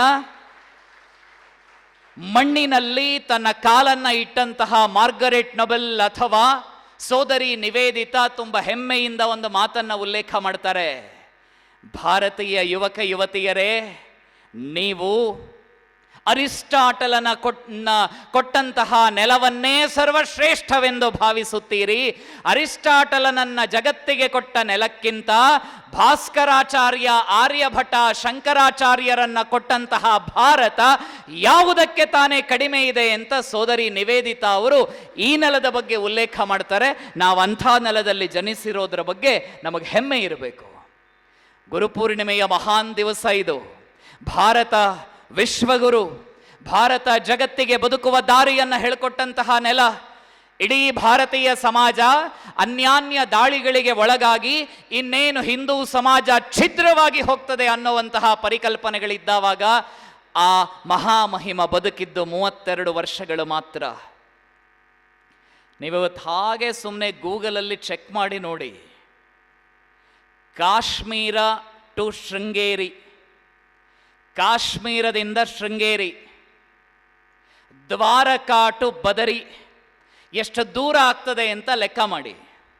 ಫ್ಲೈಟ್ ಇಲ್ಲ, ಬಸ್ ಇಲ್ಲ, ಇನೋವಾ ಕಾರ್ ಇಲ್ಲ, ಟ್ರೈನ್ ಇಲ್ಲ, ಬರಿಯ ಕಾಲ್ನಡಿಗೆಯಿಂದ ಭಾರತವನ್ನು ಸಂಚರಿಸಿ ಚತುರಾಮ್ನಾಯ ಪೀಠಗಳನ್ನು ಸ್ಥಾಪನೆ ಮಾಡಿ ಹಿಂದೂ ಧರ್ಮ, ಹಿಂದೂ ಸಮಾಜ ಎಂದಿಗೂ ಒಡೆಯಬಾರದೆಂಬ ಯೋಚನೆಯೊಂದಿಗೆ ಪಂಚಾಯತನ ಪೂಜಾ ಪದ್ಧತಿಯನ್ನು ಪರಿಚಯ ಮಾಡಿಕೊಟ್ಟು ಹಿಂದೂ ಧರ್ಮವನ್ನು ಮತ್ತಷ್ಟು ಸುಭದ್ರಗೊಳಿಸಿದಂತಹ ಪುಣ್ಯಾತ್ಮ ಆದಿಶಂಕರಾಚಾರ್ಯರು ಕೃಷ್ಣನ ಪೂಜೆಯನ್ನು ಮಾಡ್ತಾ ಮಾಡ್ತಾ ಮಾಡ್ತಾ ಅಷ್ಟಮಠಗಳ ಪರಿಕಲ್ಪನೆಯ ಮೂಲಕ ಶ್ರೀಕೃಷ್ಣನನ್ನ ಕೇಂದ್ರವಾಗಿಟ್ಟುಕೊಂಡು ಗೀತಾಚಾರ್ಯನ ಅತ್ಯಂತ ಅದ್ಭುತವಾಗಿರುವ ಭಗವದ್ಗೀತೆಯ ಚಿಂತನೆಯನ್ನ ಜಗತ್ತಿನಾದ್ಯಂತ ಪ್ರಸಾರ ಮಾಡುವುದಕ್ಕೆ ಮಠಗಳನ್ನು ಸ್ಥಾಪನೆ ಮಾಡಿದಂತಹ ಮಧ್ವಾಚಾರ್ಯರು, ಸಾವಿರ ವರ್ಷಗಳ ಹಿಂದೆ ನಮ್ಮ ರಾಜಕಾರಣಿಗಳು ಜಾತ್ಯತೀತತೆ, ಇಂಗ್ಲಿಷಲ್ಲಿ ಅದನ್ನ ಸೆಕ್ಯುಲರ್ ಅಂತ ಕರೀತಾರೆ. So called secular but actually sickular. ಆ ಸೋ ಕಾಲ್ಡ್ ಸಿಕ್ಯುಲರ್ ಪರಿಕಲ್ಪನೆಯನ್ನ ನಮ್ಮ ದೇಶದ ರಾಜಕಾರಣಿಗಳೇನು ವಿಪರೀತವಾಗಿ ಅರ್ಥ ಮಾಡ್ಕೊಂಡಿದ್ದಾರೆ. ಮೊಟ್ಟ ಮೊದಲ ಬಾರಿಗೆ ಭಾರತದಲ್ಲಿ ಹಿಂದೂ ಸಮಾಜದಲ್ಲಿರುವ ಪ್ರತಿಯೊಬ್ಬನೂ ಒಂದೇ, ನಾವೆಲ್ಲ ಒಂದು, ನಾವೆಲ್ಲ ಬಂಧು, ನಾವೆಲ್ಲ ಹಿಂದೂ ಅನ್ನುವಂತಹ ಪರಿಕಲ್ಪನೆಯನ್ನ 1000 ವರ್ಷಗಳ ಹಿಂದೆ ಸಾರಿದಂತಹ ಪುಣ್ಯಾತ್ಮ ರಾಮಾನುಜಾಚಾರ್ಯರು ವೇದ, ಶಾಸ್ತ್ರ, ಪುರಾಣ, ಪರಂಪರೆ ಯಾವ ಸಾರವನ್ನ ಜಗತ್ತಿಗೆ ಕೊಟ್ಟಿತ್ತೋ ಆ ಸಾರವನ್ನ ಅತ್ಯಂತ ಸೊಗಸಾಗಿ ಕನ್ನಡ ಭಾಷೆಯ ಮೂಲಕ ಜಗತ್ತಿಗೆ ಪ್ರಸಾರ ಮಾಡಿ ಮೊಟ್ಟ ಮೊದಲ ಬಾರಿಗೆ ಪ್ರಜಾಪ್ರಭುತ್ವದ ಸಿದ್ಧಾಂತವನ್ನ ವಿಶ್ವಕ್ಕೆ ಸಾರಿ ಹೇಳಿದಂತಹ ಅಣ್ಣ ಬಸವಣ್ಣ ಜನಿಸಿದಂತಹ ನಾಡಿನಲ್ಲಿ ನಾವು ನೀವುಗಳು ಜನಿಸಿರುವಂಥದ್ದು, ನಿಮ್ಮ ಜನ್ಮ ಆಗಿರುವಂಥದ್ದು ಅತ್ಯಂತ ಹೆಮ್ಮೆ. ಎಲ್ಲಿ ಸಂಪತ್ತಿದೆಯೋ, ಎಲ್ಲಿ ಒಳಿತಿದೆಯೋ, ಎಲ್ಲಿ ಶ್ರೇಷ್ಠತೆ ಇದೆಯೋ, ಆ ಶ್ರೇಷ್ಠತೆಯನ್ನ ನೋಡುವುದಕ್ಕೆ ಸಾಧ್ಯವಾಗದೆ, ಆ ಒಳಿತನ್ನ ನೋಡುವುದಕ್ಕೆ ಸಾಧ್ಯವಾಗದೆ ಭಾರತದ ಮೇಲೆಯೂ ದಾಳಿಗಳು ನಡೆದಿವೆ. ದುರಂತವೆಂದರೆ ನಮಗೆ ಸ್ವಾತಂತ್ರ್ಯ ಬಂದು 75 ವರ್ಷಗಳಾಯಿತು. ಈ 75 ವರ್ಷಗಳಲ್ಲಿ ನಿಮಗೆ ಇವರ ಫೋಟೋ ತೋರಿಸಿದ್ರೆ ಯಾರು ಅಂತ ಹೇಳೋದು ಸ್ವಲ್ಪ ಕಷ್ಟ ಆಗಬಹುದು. ಅವರ ಹೆಸರು ಹೇಳಿದರೆ ಹೌದು ಗೊತ್ತು ಗೊತ್ತು ಗೊತ್ತು ಅಂತ ಹೇಳ್ತೀರಿ. ನೆಕ್ಸ್ಟ್ ಸ್ಲೈಡ್ ಅನ್ನ ನಿಮಗೆ ತೋರಿಸಿದ್ರೆ ಅವರ ಹೆಸರನ್ನ ಐಡೆಂಟಿಫೈ ಮಾಡೋದು ಸ್ವಲ್ಪ ಕಷ್ಟ ಅಂತಲೂ ನೀವು ಹೇಳಬಹುದು. ಭಾರತದ ಮೇಲೆ ದಾಳಿಯನ್ನ ಮಾಡಿ, ಸೋಮನಾಥ ಮಂದಿರದ ಮೇಲೆ ನಿರಂತರ ಆಕ್ರಮಣವನ್ನ ಮಾಡಿ, ಸೋಮನಾಥದಲ್ಲಿ ಇಡೀ ಸಮಾಜ ಗೌರವಿಸ್ತಾ ಇದ್ದಂತಹ, ಪೂಜೆ ಮಾಡ್ತಾ ಇದ್ದಂತಹ ಲಿಂಗವನ್ನ, ಸುತ್ತಲಿನ ಗರ್ಭಗುಡಿಯನ್ನ ತುಂಡು ಮಾಡಿ ಆ ಹಿಂದೂ ಸಮಾಜದ ಶ್ರದ್ಧೆ ಗೌರವದ ಕೇಂದ್ರವಾಗಿದ್ದ ಸೋಮನಾಥದ ತುಂಡುಗಳನ್ನು ತಗೊಂಡೋಗಿ ತನ್ನ ನೆಲದಲ್ಲಿ ತನ್ನ ಪರಂಪರೆಯ ಕಟ್ಟಡಕ್ಕೆ ನೆಲಹಾಸನ್ನಾಗಿ ಮಾಡಿದಂತಹ ಕ್ರೌರ್ಯಕ್ಕೆ ಇನ್ನೊಂದು ಹೆಸರಾಗಿದ್ದಂತಹ ಮೊಹಮ್ಮದ್ ಘಜನಿ ಭಾರತಕ್ಕೆ ಬಂದ, ಲೂಟಿ ಮಾಡಿದ, ಇಲ್ಲಿಂದ ಎಲ್ಲವನ್ನ ತೆಗೆದುಕೊಂಡು ಹೋದ. ಹಿಂದೂ ಸಮಾಜದ ಕಟ್ಟ ಕಡೆಯ ದೊರೆ ಎಂದು ನಾವು ಭಾವಿಸುವ ಪೃಥ್ವಿರಾಜ್ ಚೌಹಾಣ್, ನಮ್ಮ ಸಮಾಜ ಹೇಳ್ತಾ ಇತ್ತು, ಮಹಾಭಾರತ ಯುದ್ಧದಲ್ಲಿ ನಾವು ನೋಡಿದ್ದೇವೆ, ಸೂರ್ಯಾಸ್ತ ಆದ ಮೇಲೆ ಶತ್ರು ಫ್ರೆಂಡ್, ಸೂರ್ಯಾಸ್ತ ಆಗುವವರೆಗೆ ಮಾತ್ರ ಯುದ್ಧ, ಸೂರ್ಯಾಸ್ತ ಆದ ಮೇಲೆ ರಾತ್ರಿ ಊಟ ಒಟ್ಟಿಗೆ ನೀವು ಮಾಡಬಹುದು, ನಿಮ್ಮ ನಡುವೆ ಯಾವುದೇ ರೀತಿಯ ವೈರತ್ವ ಇಲ್ಲ. ಬೆಳಗ್ಗೆ ಸೂರ್ಯೋದಯ ಆದ ಮೇಲೆ ಶಂಕನಾದ ಆದ ನಂತರ ಶತ್ರು ಯುದ್ಧ. ಇದೇ ನೀತಿ ಪೃಥ್ವಿರಾಜ ಚೌಹಾಣ್ನಿಗಿತ್ತು. ಆ ಘೋರಿ ಬಂದ, ಭಾರತದ ಮೇಲೆ ಆಕ್ರಮಣ ಮಾಡಿದ. ಪೃಥ್ವಿರಾಜ ಚೌಹಾಣನ ಎದುರು ಸೋತು ಸುಣ್ಣಾಗಿ, ಹಣ್ಣುಗಾಯಿ ನೀರುಗಾಯಿ ಆಗಿ ಹೋದ. ಪ್ರಾರ್ಥನೆ ಮಾಡದ, ದಯವಿಟ್ಟು ಕ್ಷಮಿಸು ಭಾರತ, ಕ್ಷಮಯಾ ಧರಿತ್ರಿ, ಕ್ಷಮಿಸೋದ್ರಲ್ಲಿ ಎತ್ತಿದ ಕೈ, ಇನ್ನು ಮುಂದೆ ಮಾಡಬೇಡಪ್ಪ ಹೋಗು ಅಂತ ಬಿಟ್ಕೊಟ್ಟ. ಮತ್ತೆ ಬಂದ, ಮತ್ತೆ ಆಕ್ರಮಣ ಮಾಡಿದ, ಮತ್ತೆ ಲೂಟಿ ಮಾಡಿದ, ಮತ್ತೆ ಪೃಥ್ವಿರಾಜ್ ಚೌಹಾಣನ ಬುಡಕ್ಕೆ ಬಂದು ನಿಂತಿತು. ಪೃಥ್ವಿರಾಜ್ ಚೌಹಾಣ್ ತನ್ನವರದೇ ಮೋಸಕ್ಕೆ ಒಳಗಾಗಿ ವಿಶಾಲವಾಗಿರುವಂತಹ ಹಿಂದೂ ಸಾಮ್ರಾಜ್ಯವನ್ನು ನಾವು ಕಳ್ಕೊಳ್ಬೇಕಾಯಿತು. 1100 ಕ್ರಿಸ್ತ ಶಕ 11ನೇ ಶತಮಾನದಲ್ಲಿ ಪೃಥ್ವಿರಾಜ ಪಟ್ಟದಿಂದ ಕೆಳಗೆ ಇಳಿದ ಬಳಿಕ 400 ವರ್ಷಗಳು ಬೇಕಾಯಿತು ಮತ್ತಲ್ಲೊಬ್ಬ ಹಿಂದೂ ದೊರೆ ಕೂತ್ಕೊಳ್ಳೋದಿಕ್ಕೆ. ಆ ಹಿಂದೂ ದೊರೆ ಕುಳಿತುಕೊಂಡ ಬಳಿಕ 550-600 ವರ್ಷಗಳು ಮತ್ತೆ ಬೇಕಾಯಿತು ನರೇಂದ್ರ ಮೋದಿ 2014ಕ್ಕೆ ಡೆಲ್ಲಿಯಲ್ಲಿ ಕೂತ್ಕೊಳ್ಳೋದಕ್ಕೆ. 800-850 ವರ್ಷಗಳ ಕಾಲ ಹಿಂದೂ ದೊರೆ ಇಲ್ಲದ ಇಂದ್ರಪ್ರಸ್ಥ ಅಳತಾ ಇತ್ತು. ನನ್ನ ಎಡಗಡೆ, ನಿಮ್ಮ ಬಲಗಡೆ ಅಯೋಧ್ಯೆಯ ಶ್ರೀರಾಮಚಂದ್ರ ರಾರಾಜಿಸ್ತಾ ಇದ್ದಾನೆ. ರಾಮನ ಬಂಟ ಹನುಮ ಇಲ್ಲಿದ್ದಾನೆ. ಆ ರಾಮನ ದೇವಸ್ಥಾನ ಮೊನ್ನೆ ಜನವರಿ ತಿಂಗಳಲ್ಲಿ ಲೋಕಾರ್ಪಣೆಯಾಯಿತು, ಶ್ರೀರಾಮನ ಪ್ರಾಣ ಪ್ರತಿಷ್ಠೆಯಾಯಿತು. ಆ ಅಯೋಧ್ಯೆಯ ರಾಮ ಮಂದಿರವನ್ನ, ಆ ಅಯೋಧ್ಯೆಯ ಸರ್ವಶ್ರೇಷ್ಠವಾಗಿರುವ ರಾಮ ಮಂದಿರವನ್ನ ನಿರ್ನಾಮ ಮಾಡಿದಂತಹ ಬಾಬರ್ ಈತ. ನಾವು ಘಜನಿ ಬಗ್ಗೆ ಟೆಕ್ಸ್ಟ್ ಬುಕ್ ಅಲ್ಲಿ ಓದಿದ್ದೇವೆ, ಘೋರಿ ಬಗ್ಗೆ ಟೆಕ್ಸ್ಟ್ ಬುಕ್ ಅಲ್ಲಿ ಓದಿದ್ದೇವೆ, ಬಾಬರ್ ಬಗ್ಗೆ ಟೆಕ್ಸ್ಟ್ ಬುಕ್ ಅಲ್ಲಿ ಓದಿದ್ದೇವೆ. ಈ ನೆಲದ ಪರಂಪರೆ ಸಂಸ್ಕೃತಿಯನ್ನ ಆಕ್ರಮಣ ಮಾಡುವುದಕ್ಕೆಂದೇ 10 ಹಲವು ಕುನೀತಿಗಳನ್ನ ಜಾರಿಗೊಳಿಸಿದಂತಹ ಪಾಪಿ ಮತಾಂಧ ಔರಂಗಜೇಬನ ಹೆಸರಿನಲ್ಲಿ ಡೆಲ್ಲಿಯಲ್ಲೊಂದು ರಸ್ತೆಯನ್ನು ನಮ್ಮ ಸರ್ಕಾರ ಕಟ್ಟಿಸಿಕೊಟ್ಟಿತ್ತು ಪ್ರಾಚೀನ ಕಾಲದಲ್ಲಿ. ದೇಶವನ್ನ ಆಕ್ರಮಣ ಮಾಡಿದವರು ಯಾರಾದರೂ ಒಬ್ಬ ವಿದ್ಯಾರ್ಥಿ ಕೈ ಎತ್ತಿ, ಸಾರ್ ನಾನೀ 4 ಜನರ ಹೆಸರನ್ನ ಇದುವರೆಗೆ ಟೆಕ್ಸ್ಟ್ ಬುಕ್ ಅಲ್ಲಿ ಓದಿಲ್ಲ ಅಂದವರು ಕೈ ಎತ್ತಿ. ನೀವು ಕೈ ಎತ್ತಿದ್ರೆ ನೀವು ಸೋಷಿಯಲ್ ಸ್ಟಡೀಸ್ ಪಾಠ ಮಾಡುವಾಗ ನಿದ್ದೆ ಮಾಡ್ತಿದ್ರಿ ಅಂತ ಅರ್ಥ. ಇವರೆಲ್ಲರನ್ನ ಟೆಕ್ಸ್ಟ್ ಬುಕ್ ಹಾಡಿತು, ಹೊಗಳಿತು, ಅಬ್ಬಬ್ಬಬ್ಬಬ್ಬ ಅಂತ ಹೇಳ್ತು. ಬಾಬರನ ಪರಂಪರೆಯ ಅಕ್ಬರನನ್ನ ಮತ ಸಮನ್ವಯ ಚಕ್ರವರ್ತಿ ಅಂತ ಹೇಳ್ತು. ಬಾಲಿವುಡ್ ಅದಕ್ಕೆ ಎಸ್ ಅಂತ ಹೇಳ್ತು. ಸುರ ಸುಂದರಾಂಗ ಹೃತಿಕ್ ರೋಷನ್ನನ್ನ ಅಕ್ಬರನನ್ನಾಗಿ ತೋರಿಸಿದ್ರು. ಆ ಹೃತಿಕ್ ರೋಷನನ್ನ ನೋಡಿದಂತಹ ನಮ್ಮ ಜನ ಅಂದ್ಕೊಂಡ್ರು, ವಾ ಅಕ್ಬರ್ ಇಷ್ಟು ಚಂದ ಇದ್ನ, ಅಕ್ಬರ್ ಇಷ್ಟು ಅದ್ಭುತವಾಗಿದ್ನ.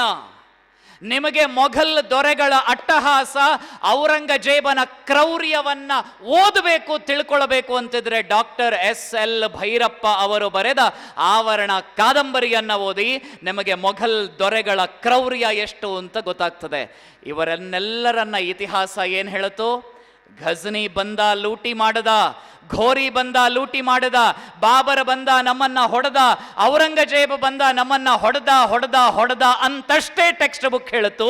ಟೆಕ್ಸ್ಟ್ ಬುಕ್ ಹೇಳದೇ ಇರುವಂತಹ ಒಂದು ಕಥೆ ಇದೆ. ಆ ಎಲ್ಲ ಆಕ್ರಮಣಕಾರರನ್ನ ಹೊಡೆದು ಉರುಳಿಸಿ ಸಾಯಿಸಿದಂತಹ ಧೀರರು ಇವರೇ ನಮ್ಮ ಭಾರತೀಯ ವೀರದೊರೆಗಳು.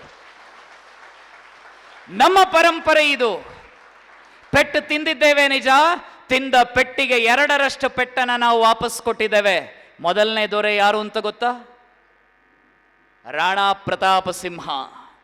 ರಾಣಾ ಪ್ರತಾಪ ಸಿಂಹ ಅಂತ ಅವನನ್ನ ಕರೀತಾರೆ. ಆ ರಾಣಾ ಪ್ರತಾಪ ಸಿಂಹ ಮೇವಾಡದ ದೊರೆ.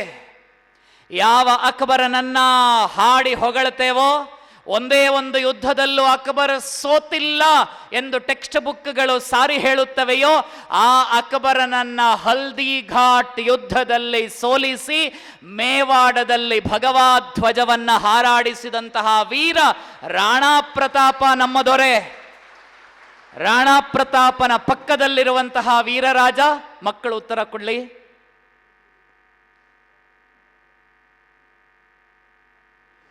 ಘೋರಿ ಬಗ್ಗೆ ಕತೆ ಕೇಳಿದಿರಾ? ಘೋರಿ, ಆ ಘೋರಿ ಈ ರಾಜನನ್ನ ಹಿಡಿದು ಬಂಧನ ಮಾಡ್ತಾನೆ. ಒಬ್ಬ ಕವಿ ಸಾರಿ ಹೇಳ್ತಾನೆ. ಅವನ ಕವನಗಳ ಮೂಲಕ ಹಾಡನ್ನ ಕಟ್ತಾ ಇವನಿಗೊಬ್ಬ ಅತ್ಯಾಪ್ತ ಸ್ನೇಹಿತ, ಈ ಮಹಾರಾಜರಿಗೊಬ್ಬ ಅತ್ಯಾಪ್ತ ಸ್ನೇಹಿತ. ಘೋರಿ ಬಂಧಿಸಿಟ್ಟಿದ್ದಾವಾಗ ಅವರ ಬಳಿಯಲ್ಲಿ ನಿಂತು ಮಾತಾಡಬೇಕು, ಅವರ ಜೊತೆ ಇರಬೇಕು ಅಂತೆಲ್ಲ ಕೇಳ್ಕೊಳ್ತಾನಂತೆ. Yes, permission granted. ಈ ರಾಜನನ್ನ ಘೋರಿ ಎದುರುಗಡೆ ತಂದು ಕತೆ ಆ ಥರ ಹೇಳುತ್ತದೆ. ಕಣ್ಣುಗಳನ್ನ ಕಿತ್ತಿದ್ದ, ಆದರೆ ಈ ರಾಜನಿಗೆ ಶಬ್ದವನ್ನ ಕೇಳಿ ಬಾಣ ಬಿಡುವ ಶಕ್ತಿ ಇತ್ತಂತೆ. ಶಬ್ದಗಳನ್ನ ಕೇಳಿ ಗುರುತು ಮಾಡ್ತಾ ಇದ್ದನಂತೆ.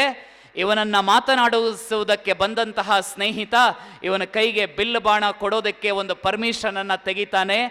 ಲೆಕ್ಕ ಮಾಡಿ ಹೆಜ್ಜೆಗಳ ಗುರುತನ್ನ ಹೇಳಿ ಬಾಣ ಬಿಡುವುದಕ್ಕೆ ಪ್ರೇರೇಪಣೆಯನ್ನ ಕೊಟ್ಟು ಇತಿಹಾಸದ ಕತೆ ಹೇಳುತ್ತದೆ.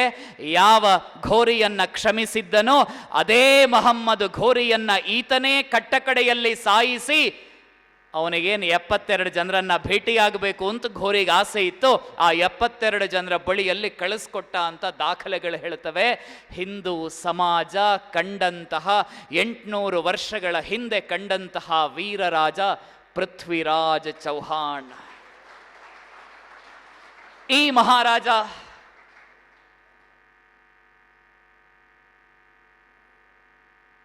ಅವನು ಬದುಕಿದ್ದು 81-82 ವರ್ಷ.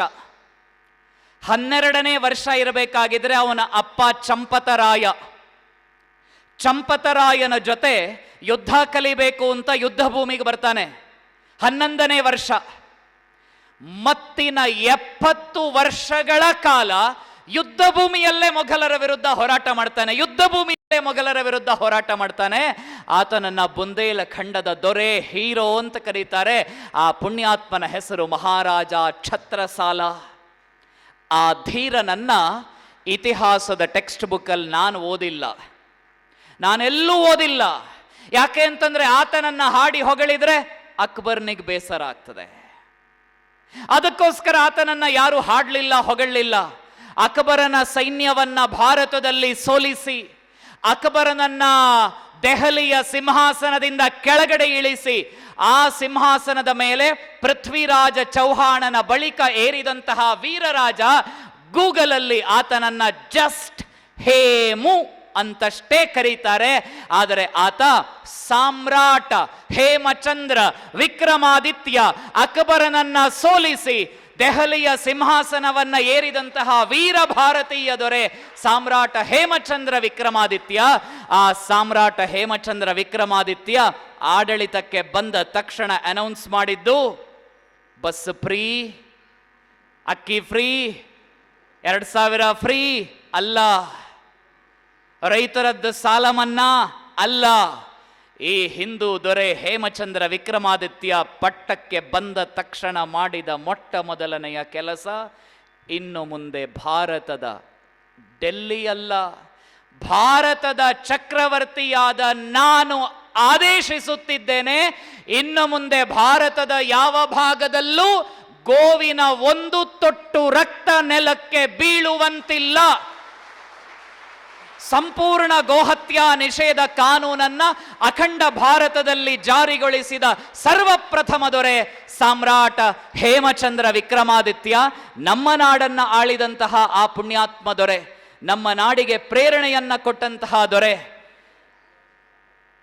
ಇವರ ಹೆಸರು ಗೊತ್ತಿಲ್ಲ ಅಂತ ಹೇಳುವುದಕ್ಕೆ ಸಾಧ್ಯವೇ ಇಲ್ಲ. ಭಾರತದ ಸ್ವಾತಂತ್ರ್ಯ ಹೋರಾಟಕ್ಕೆ ಪ್ರೇರಣೆಯನ್ನ ಕೊಟ್ಟಂತಹ ಪುಣ್ಯಾತ್ಮ. ವಿಯೆಟ್ನಾಂ ಅನ್ನುವ ಪುಟ್ಟ ದೇಶ, ಆ ಪುಟ್ಟ ದೇಶಕ್ಕೆ ಸ್ವಾತಂತ್ರ್ಯ ಸಿಗುವುದಕ್ಕೆ ಕಾರಣನಾದಂತಹ ಪುಣ್ಯಾತ್ಮ. ವಿಯೆಟ್ನಾಂ ದೇಶದ ಅಧಿಕಾರಿಗಳು ಭಾರತಕ್ಕೆ ಸ್ವಾತಂತ್ರ್ಯ ಬಂದ ಸ್ವಲ್ಪ ಸಮಯದ ಬಳಿಕ ಈ ನೆಲಕ್ಕೆ ಬಂದಿದ್ದಾವಾಗ ಅವರನ್ನ ಕೆಲವೊಂದು ಪ್ರದೇಶಕ್ಕೆಲ್ಲ ಕರ್ಕೊಂಡು ಹೋಗ್ತಾರೆ. ನಮ್ಮ ದೇಶದಲ್ಲಿ ವಿದೇಶಿ ಅಧಿಕಾರಿಗಳು ಬಂದರೆ ಒಂದು ಪ್ರೋಟೋಕಾಲ್ ಇದೆ, XYZ ಸ್ಥಳಗಳಿಗೆಲ್ಲ ಕರ್ಕೊಂಡು ಹೋಗುವಂಥದ್ದು. ವಿಯೆಟ್ನಾಂ ಅಧಿಕಾರಿಗಳನ್ನು ಕರ್ಕೊಂಡು ಹೋದ್ರು. ವಿಯೆಟ್ನಾಂ ಅಧಿಕಾರಿಗಳು ಎಲ್ಲ ಕಡೆ ಸುತ್ತಾಡಿದ್ರು, ಫೋಟೋ ತೆಗೆಸ್ಕೊಂಡ್ರು. ಆಮೇಲೆ ಕೇಳಿದ್ರಂತೆ, ಸಾರ್ ಮುಗೀತಾ? ಹ್ಞೂ ಸರ್ ಮುಗೀತು, ಗೌರ್ಮೆಂಟ್ ಆಫ್ ಇಂಡಿಯಾ ಇಷ್ಟೇ ಕೊಟ್ಟಿದ್ದು. ಇಲ್ಲ ಸರ್, ನಾನು ಭಾರತದಲ್ಲಿ ಇನ್ನೊಂದು ಜಾಗಕ್ಕೆ ಹೋಗಲೇಬೇಕು, ನಾನು ಭಾರತದ ಇನ್ನೊಂದು ಜಾಗಕ್ಕೆ ಹೋಗಿ ನಿಲ್ಲಲೇಬೇಕು. ಆ ಜಾಗದಿಂದ ಒಂದು ಹಿಡಿ ಮಣ್ಣನ್ನ ತಗೊಂಡು ನಾನು ನನ್ನ ದೇಶದ ಮಣ್ಣಿನ ಒಳಗಡೆ ಸೇರಿಸಲೇಬೇಕು. ಯಾವ ಜಾಗ ಸಾರ್? ನಿಮಗೆ ಮಹಾರಾಷ್ಟ್ರ ಗೊತ್ತೇ? ವಿಯೆಟ್ನಾಂ ಆಫೀಸರ್ ನಮ್ಮ ಆಫೀಸರನ್ನ ಕೇಳುವುದು, ನಿಮಗೆ ಮಹಾರಾಷ್ಟ್ರ ಗೊತ್ತೇ? ಗೊತ್ತು. ಮಹಾರಾಷ್ಟ್ರದಲ್ಲಿ ರಾಯಗಢ ಅಂತ ಒಂದು ಜಾಗ ಇದೆ, ಗೊತ್ತಾ? ಗೊತ್ತು. ರಾಯಗಢಕ್ಕೆ ಕರ್ಕೊಂಡೋಗಿ ಛತ್ರಪತಿ ಶಿವಾಜಿ ಮಹಾರಾಜರ ಪ್ರತಿಮೆಯ ಎದುರುಗಡೆ ತಲೆಬಾಗಿ ಮಹಾರಾಷ್ಟ್ರದ ಒಂದು ಹಿಡಿ ಮಣ್ಣನ್ನು ತಗೊಂಡೋಗಿ ನಾನು ವಿಯೆಟ್ನಾಂನಲ್ಲಿರಬೇಕು ಅನ್ನುವಂತಹ ಪ್ರೇರಣೆಯ ಮಾತುಗಳನ್ನು ಉಲ್ಲೇಖ ಮಾಡಿದರಲ್ಲ, ಆ ಭಾರತ ಜಗದೇಕ ಭಾರತ, ವಿಶ್ವಗುರು ಭಾರತವಾಗುವುದಕ್ಕೆ ಕಾರಣೀಕರ್ತರಾದಂತಹ ಪುಣ್ಯಾತ್ಮರು ಇವರು. ಈ ದೇಶಕ್ಕಾಗಿ ಹೋರಾಡಿದಂತಹ, ಈ ನಾಡಿನ ಸ್ವಾತಂತ್ರ್ಯದ ರಕ್ಷೆಗೋಸ್ಕರ ಕೆಲಸ ಮಾಡಿದಂತಹ ನಾವೆಲ್ಲ ಹೆಣ್ಣು ಮಕ್ಕಳು ಕೂಡ. ನಿನ್ನ ಹೀರೋಯಿನ್ ಯಾರು ಅಂತ ಪ್ರಶ್ನೆ ಮಾಡಿದರೆ ಯಾರೋ ಸಿನಿಮಾದ ಹೀರೋಯಿನ್ಗಳ ಕತೆ ಹೇಳ್ತೇವೆ. ಹೀರೋ ಅಂದರೆ ಇನ್ನೊಬ್ಬನನ್ನ ಸಾಯಿಸೋನಲ್ಲ. ಹೀರೋ ಅಂದರೆ ಇನ್ನೊಬ್ಬಾಕೆಯ ಮಾಂಗಲ್ಯ ಕಿತ್ಕೊಳ್ಳೋನ ಅಲ್ಲ. ಹೀರೋಯಿನ್ ಅಂತಂದ್ರೆ ಫಿಲಮ್ ಅಲ್ಲಿ ಕನ್ನಡ ಗೊತ್ತಿದ್ರು ಐ ಡೋಂಟ್ ನೋ ಕನ್ನಡ ಅಂತ ಹೇಳೋರು ಹೀರೋಯಿನ್ಗಳಲ್ಲ. ಹೀರೋಯಿನ್ಗಳು ಅನ್ನೋಂತಹ ಪರಿಕಲ್ಪನೆ ಯಾವುದಾದರೂ ಒಂದು ನಿಮಗಿದ್ದರೆ, ಏ ಪೋರ್ಚುಗೀಸರೇ, ನೀವು ಭಾರತದ ಯಾವ ಮೂಲೆಯನ್ನು ಆಳುವಂತಿಲ್ಲ, ನನ್ನ ಮಂಗಳೂರನ್ನ ನಾನು ನಿಮಗೆ ಬಿಟ್ಟು ಕೊಡುವುದುಂಟೆ ಅಂತ ಆವಾಜ್ ಹಾಕಿದಂತಹ ಉಳ್ಳಾಲದ ರಾಣಿ ಅಬ್ಬಕ್ಕ ನಮ್ಮ ಹೀರೋಯಿನ್. ಹೀರೋಯಿನ್ ಯಾರು ಅಂತ ಕೇಳಿದರೆ, ಚಿತ್ರದುರ್ಗದ ಕೋಟೆಯ ಒಳಗಡೆ ನುಗ್ಗುವುದಕ್ಕೆ ಪ್ರಯತ್ನ ಪಟ್ಟ ಟಿಪ್ಪುವಿನ ಅಪ್ಪ ಹೈದರಾಲಿಯ ಸೈನ್ಯವನ್ನ ಹಣ್ಣುಗಾಯಿ ನೀರುಗಾಯಿ ಮಾಡಿದಂತಹ ಒನಕೆಯ ಓಬವ್ವ ನಮ್ಮ ಹೀರೋಯಿನ್. ಹೀರೋಯಿನ್ ಯಾರೆಂದು ನೀವು ಕೇಳಿದರೆ, ಕಪ್ಪ ಬೇಕೆ ನಿಮಗೆ ಕಪ್ಪ, ಕಪ್ಪ ಬೇಕೆನ್ನಲು ಭಾರತವೇನು ನನ್ನ ಕಿತ್ತೂರೇನು ನಿಮ್ಮಪ್ಪನ ಆಸ್ತಿಯೇ ಅಂತ ಆವಾಜ್ ಹಾಕಿದಳಲ್ಲ ಕನ್ನಡ ನೆಲದ ವೀರರಾಣಿ ಚೆನ್ನಮ್ಮ ಸರ್ಕಲ್, ಕಿತ್ತೂರಿನ ರಾಣಿ ಚೆನ್ನಮ್ಮ ನಮ್ಮ ಹೀರೋಯಿನ್. ಸಾವಿರ ಸಾವಿರ ಸಾವಿರ ದೇವಸ್ಥಾನಗಳನ್ನ ಮತ್ತೆ ಪ್ರತಿಷ್ಠಾಪನೆ ಮಾಡಿ, ಇವತ್ತು ಕಾಶಿಯಲ್ಲಿ ಯಾವ ದೇವಸ್ಥಾನವನ್ನ ನಾವು ನೋಡ್ತಾ ಇದ್ದೀವೋ ಆ ಕಾಶಿಯ ದೇವಸ್ಥಾನವನ್ನ ಮತ್ತೆ ಪುನರ್ನಿರ್ಮಾಣ ಮಾಡಿದಂತಹ, ಸಾವಿರ ದೇವಾಲಯಗಳ ಜೀರ್ಣೋದ್ಧಾರವನ್ನ ಮಾಡಿದಂತಹ ಅಹಲ್ಯಾಬಾಯಿ ಹೋಳ್ಕರ್ ನಮ್ಮ ದೇಶದ, ನಮ್ಮ ಯುವ ಜನತೆಯ, ನಮ್ಮ ತರುಣ ಸಮಾಜದ ಆದರ್ಶ. ಈ ದೇಶದಲ್ಲಿ ವೀರತ್ವಕ್ಕೆ ಕೊರತೆಯಾಗಿತ್ತಾ? ಇಲ್ಲ. ಆದರೂ ನಮ್ಮ ಟೆಕ್ಸ್ಟ್ ಬುಕ್ ಸಾರಿ ಸಾರಿ ಹೇಳಿತ್ತು. ಹೇಳಬೇಕಾಗಿದ್ರೆ ನನ್ನ ತಲೆಯಲ್ಲಿ ದುರ್ಗಾ ಸಪ್ತಶತಿಯ ಶ್ಲೋಕಗಳು ಓಡಾಡ್ತಾ ಇದ್ವು. ಗುರುಗಳು ವಿಷ್ಣು ಸಹಸ್ರನಾಮದ ಒಂದೊಂದು ಶಕ್ತಿಯನ್ನ, ವಿಷ್ಣುವಿನ ಶಕ್ತಿಯನ್ನ ಹೇಳಬೇಕಾಗಿದ್ರೆ ಒಬ್ಬ ಬ್ರಿಟಿಷ್ ಆಫೀಸರ್ ಬರೆದಂತಹ ನೋಟ್ ನೆನಪಿಗೆ ಬಂತು. ಕಲ್ಕತ್ತೆಯಲ್ಲಿ ಪ್ರಭುಪಾದರ ಬಗ್ಗೆ ಮಾತಾಡ್ತಾ ಇದ್ರಲ್ಲ, ಆ ಕಲ್ಕತ್ತೆಯಲ್ಲಿ ಬ್ರಿಟಿಷ್ ಅಧಿಕಾರಿಯೊಬ್ಬ ಕೆಲಸ ಮಾಡ್ತಾ ಇದ್ದಾವಾಗ ಕಾಳಿ ಮಾತೆ ಪೂಜೆ ಕಲ್ಕತ್ತೆಯಲ್ಲಿ ಫೇಮಸ್. ನವರಾತ್ರಿ ಕಾಳಿ ಶಕ್ತಿ ಶುಂಭ ನಿಶುಂಭರ ವಧೆ, ಮಹಾಲಕ್ಷ್ಮಿಯಾಗಿ ಮಹಾಸರಸ್ವತಿಯಾಗಿ ಈ ನಾಡನ್ನ ಬೆಳಗಿದಂತಹ ಆ ತಾಯಿ ದುರ್ಗೆಯ ರೂಪವನ್ನ ನಾನು ಈ ಹಿಂದೆ ಎಲ್ಲೂ ನೋಡಿಲ್ಲ, ಕಲ್ಕತ್ತೆಯಲ್ಲಿ ಕೇಳಿದ್ದೆ. ಆದರೆ ಮೊಟ್ಟ ಮೊದಲ ಬಾರಿಗೆ ಸಾಕ್ಷಾತ್ ದುರ್ಗೆ ಹೇಗೆ ಇರುತ್ತಾಳೆ ಎಂಬುವುದನ್ನು ನಾನು ಯುದ್ಧ ಭೂಮಿಯಲ್ಲಿ ನೋಡಿದ್ದೆ ಝಾನ್ಸಿ ರಾಣಿ ಲಕ್ಷ್ಮೀಬಾಯಿಯ ಮೂಲಕ ಅಂತ ಒಬ್ಬ ಬ್ರಿಟಿಷ್ ಅಧಿಕಾರಿ ಬರೀತಾನೆ. ಆ ಕಡೆ ಇರುವಂಥ ಪುಣ್ಯಾತ್ಮ ಮೊನ್ನೆ ಜುಲೈ 19ನೇ ತಾರೀಕಿಗೆ ಆ ಪುಣ್ಯಾತ್ಮನ ಬರ್ಡೇ. ಯಾವ ಊರಲ್ಲೂ ಆ ಪುಣ್ಯಾತ್ಮನ ಫ್ಲೆಕ್ಸ್ಗೆ ಹಾಲಿನ ಅಭಿಷೇಕ ಇಲ್ಲ, ಫ್ಯಾನ್ಸ್ ಕ್ಲಬ್ ಇಲ್ಲ, ಸ್ಟೇಟಸ್ಗಳಲ್ಲಿ, ರೀಲ್ಸ್ಗಳಲ್ಲಿ, ಟ್ವಿಟರ್ಗಳಲ್ಲಿ, ಎಕ್ಸಲ್ಲಿ ಇಲ್ಲ. ಯಾಕೆ ಅಂತಂದರೆ ಅವನು ದುಡ್ಡು ಮಾಡಿಲ್ಲ, ಕ್ರಿಕೆಟ್ ಆಡಿಲ್ಲ, ಫಿಲಮ್ಗೆ ಹೋಗಿಲ್ಲ. ಅವನು ಮಾಡಿದ್ದಿಷ್ಟೇ 1857 ಮೇ 10ನೇ ತಾರೀಕಿಗೆ ಬ್ರಿಟಿಷರ ವಿರುದ್ಧ ಮೊದಲ ಗುಂಡು ಹಾರಿಸಿ ಹುತಾತ್ಮನಾದ ಆತನನ್ನ ಮಂಗಲ್ ಪಾಂಡೆ ಅಂತ ಕರೀತಾರೆ. ಭಾರತದ ಶೌರ್ಯ ಜಗತ್ತಿಗೆ ಪರಿಚಯ ಆಗೋದಕ್ಕೆ ಕಾರಣೀಕರ್ತನಾದಂತಹ ಪುಣ್ಯಾತ್ಮ ವೀರ ಮಂಗಲ್ ಪಾಂಡೆ. ಈತನ ಬಗ್ಗೆ ಬ್ರಿಟಿಷ್ ಅಧಿಕಾರಿಯೇ ಒಬ್ಬ ಬರೀತಾನೆ, had there been only half a dozen of Tatya Topes, the history of the Revolutionary War of 1857 would have been quite different ಅಂತ ಬ್ರಿಟಿಷ್ ಅಧಿಕಾರಿ ಬರೆದಂತಹ ಆ ಹೇಳಿಕೆಗೆ ಸಾಕ್ಷಿಯಾದಂತಹ ತಾತ್ಯಾ ಟೋಪೆ. ಆ ಪುಣ್ಯಾತ್ಮ ಸಾಯಬೇಕಾಗಿದ್ರೆ 84 ವರ್ಷ ವಯಸ್ಸು. ಅವನ ಹೆಣ ತಂದಿದ್ದು ಯುದ್ಧ ಭೂಮಿಯಿಂದ. ಇವತ್ತು ವಯಸ್ಸು 25-30 ಆಗಬೇಕಾಗಿದ್ರೆ ಸೊಂಟ ನೋವು, ಮಂಡಿ ನೋವು, ಕೂತ್ರೆ ಏಳೋದಿಕ್ಕಾಗಲ್ಲ, ಎದ್ರೆ ನಿಂತ್ಕೊಳ್ಳೋದಿಕ್ಕಾಗೋದಿಲ್ಲ. 45 ವರ್ಷಕ್ಕೆ BP 50ಕ್ಕೆ ಶುಗರು, 60 ಬರಬೇಕಾಗಿದ್ರೆ ಇದ್ದ ಬದ್ದ ಎಲ್ಲ ಟ್ಯಾಬ್ಲೆಟ್ ಕಂಪನಿ ನಮ್ಮ ಮನೆ ಒಳಗಡೆ. ಮೊದಲ ಕಾಲದಲ್ಲಿ ನಮ್ಮ ಮನೆ ಲಕ್ಷ್ಮೀ ನಿವಾಸ, ಈ ಕಾಲದಲ್ಲಿ ನಮ್ಮ ಮನೆ ಲಕ್ಷ್ಮೀ ಔಷಧಾಲಯ ಕೇಂದ್ರ. 60 ವರ್ಷಕ್ಕೆ ಔಷಧಾಲಯ ಕೇಂದ್ರಗಳಾಗಿ ನಮ್ಮ ಮನೆಗಳು ಬದಲಾಗ್ತವೆ. ಆ ಪುಣ್ಯಾತ್ಮ 80 ವರ್ಷಕ್ಕೆ ಬಿಹಾರದ ಜಗದೀಶಪುರದ ಅರಸ 80 ವರ್ಷಕ್ಕೆ ಖಡ್ಗ ಕೈಯಲ್ಲಿ ಹಿಡ್ಕೊಂಡು ಬ್ರಿಟಿಷ್ ಆಫೀಸರ್ಗೆ ಹೇಳ್ತಾನೆ, ಏ ತಕ್ತೆ ಲಂಡನ್ ತಕ್ ಚಲೇಗಿ, ತೇಗ್ ಏ ಹಿಂದೂಸ್ತಾನ್ ಕಿ. ಏ ಇಂಗ್ಲಿಷ್ ಆಫೀಸರ್, ನನ್ನ ಕೈಯಲ್ಲಿರುವಂತಹ ಕತ್ತಿ ನಿನ್ನನ್ನ ಮಾತ್ರ ಅಲ್ಲ, ನನ್ನ ಸಾಮರ್ಥ್ಯ ಏನು ಅಂತಂದ್ರೆ ನಾನು ಹಡಗನ್ನ ಏರಿ ಹೊರಟರೆ ನಿನ್ನ ಇಂಗ್ಲೆಂಡ್ ಸಿಂಹಾಸನದಲ್ಲೂ ನಾನು ಹೋಗಿ ಕೂತ್ಕೊಳ್ತೇನೆ, ನಾನು ಇಂಗ್ಲೆಂಡ್ ಅನ್ನ ಆಳ್ತೇನೆ ಅಂತ 80 ವರ್ಷಕ್ಕೆ ಹೇಳಿದಂತಹ ಪುಣ್ಯಾತ್ಮ ಜಗದೀಶಪುರದ ವೀರ ಅರಸ ಕುವರಸಿಂಹ ಅಥವಾ ಕುಮಾರಸಿಂಹ ಅಂತ ಕರೀತಾರೆ. ಈ ದೇಶ ಕ್ಷಾತ್ರ ತೇಜಸ್ವಿಗಳನ್ನ ಜಗತ್ತಿಗೆ ಕೊಟ್ಟಿದೆ. ಈ ದೇಶ ಶ್ರದ್ಧಾವಂತ ಪುಣ್ಯಾವಂತ ಆಚಾರ್ಯರನ್ನ ಜಗತ್ತಿಗೆ ಕೊಟ್ಟಿದೆ. ಭಾರತದ ಯುವಕರೇ, ಪಶ್ಚಿಮದ ಕಡೆಗೆ ಯಾಕೆ ನೋಡ್ತೀರಿ? ಭಾರತದ ಯುವಕರೇ, ಪಶ್ಚಿಮದ ಕಡೆಗೆ ಏಕೆ ನೋಡುತ್ತೀರಿ? ಪಶ್ಚಿಮವೇ ಭಾರತದ ಕಡೆಗೆ ನೋಡುವ ದಿನ ಮುಂದೊಂದು ದಿನ ಬರಲಿದೆ. ಆ ದಿನಕ್ಕಾಗಿ ಸಿದ್ಧರಾಗಿ ವೇದಗಳ ಕಡೆಗೆ ಹಿಂತಿರುಗಿ, ವೇದಗಳನ್ನ ಓದಿ, ವೇದಗಳ ಜ್ಞಾನವನ್ನ ನೋಡಿ ಭಾರತ ವಿಶ್ವ ಗುರುವಾಗಲಿದೆ ಅನ್ನುವುದು ಇವತ್ತು 2024 ಜುಲೈ ತಿಂಗಳ ಇವತ್ತಿನ ದಿವಸದ ಟಾಪಿಕ್ ಅಲ್ಲ. ಈ ಟಾಪಿಕ್ ಅನ್ನ ಡಿಸೈಡ್ ಮಾಡಿದ್ದು 180-200 ವರ್ಷಗಳ ಹಿಂದೆ ಈ ಪುಣ್ಯಾತ್ಮ ದಯಾನಂದ ಸರಸ್ವತಿ.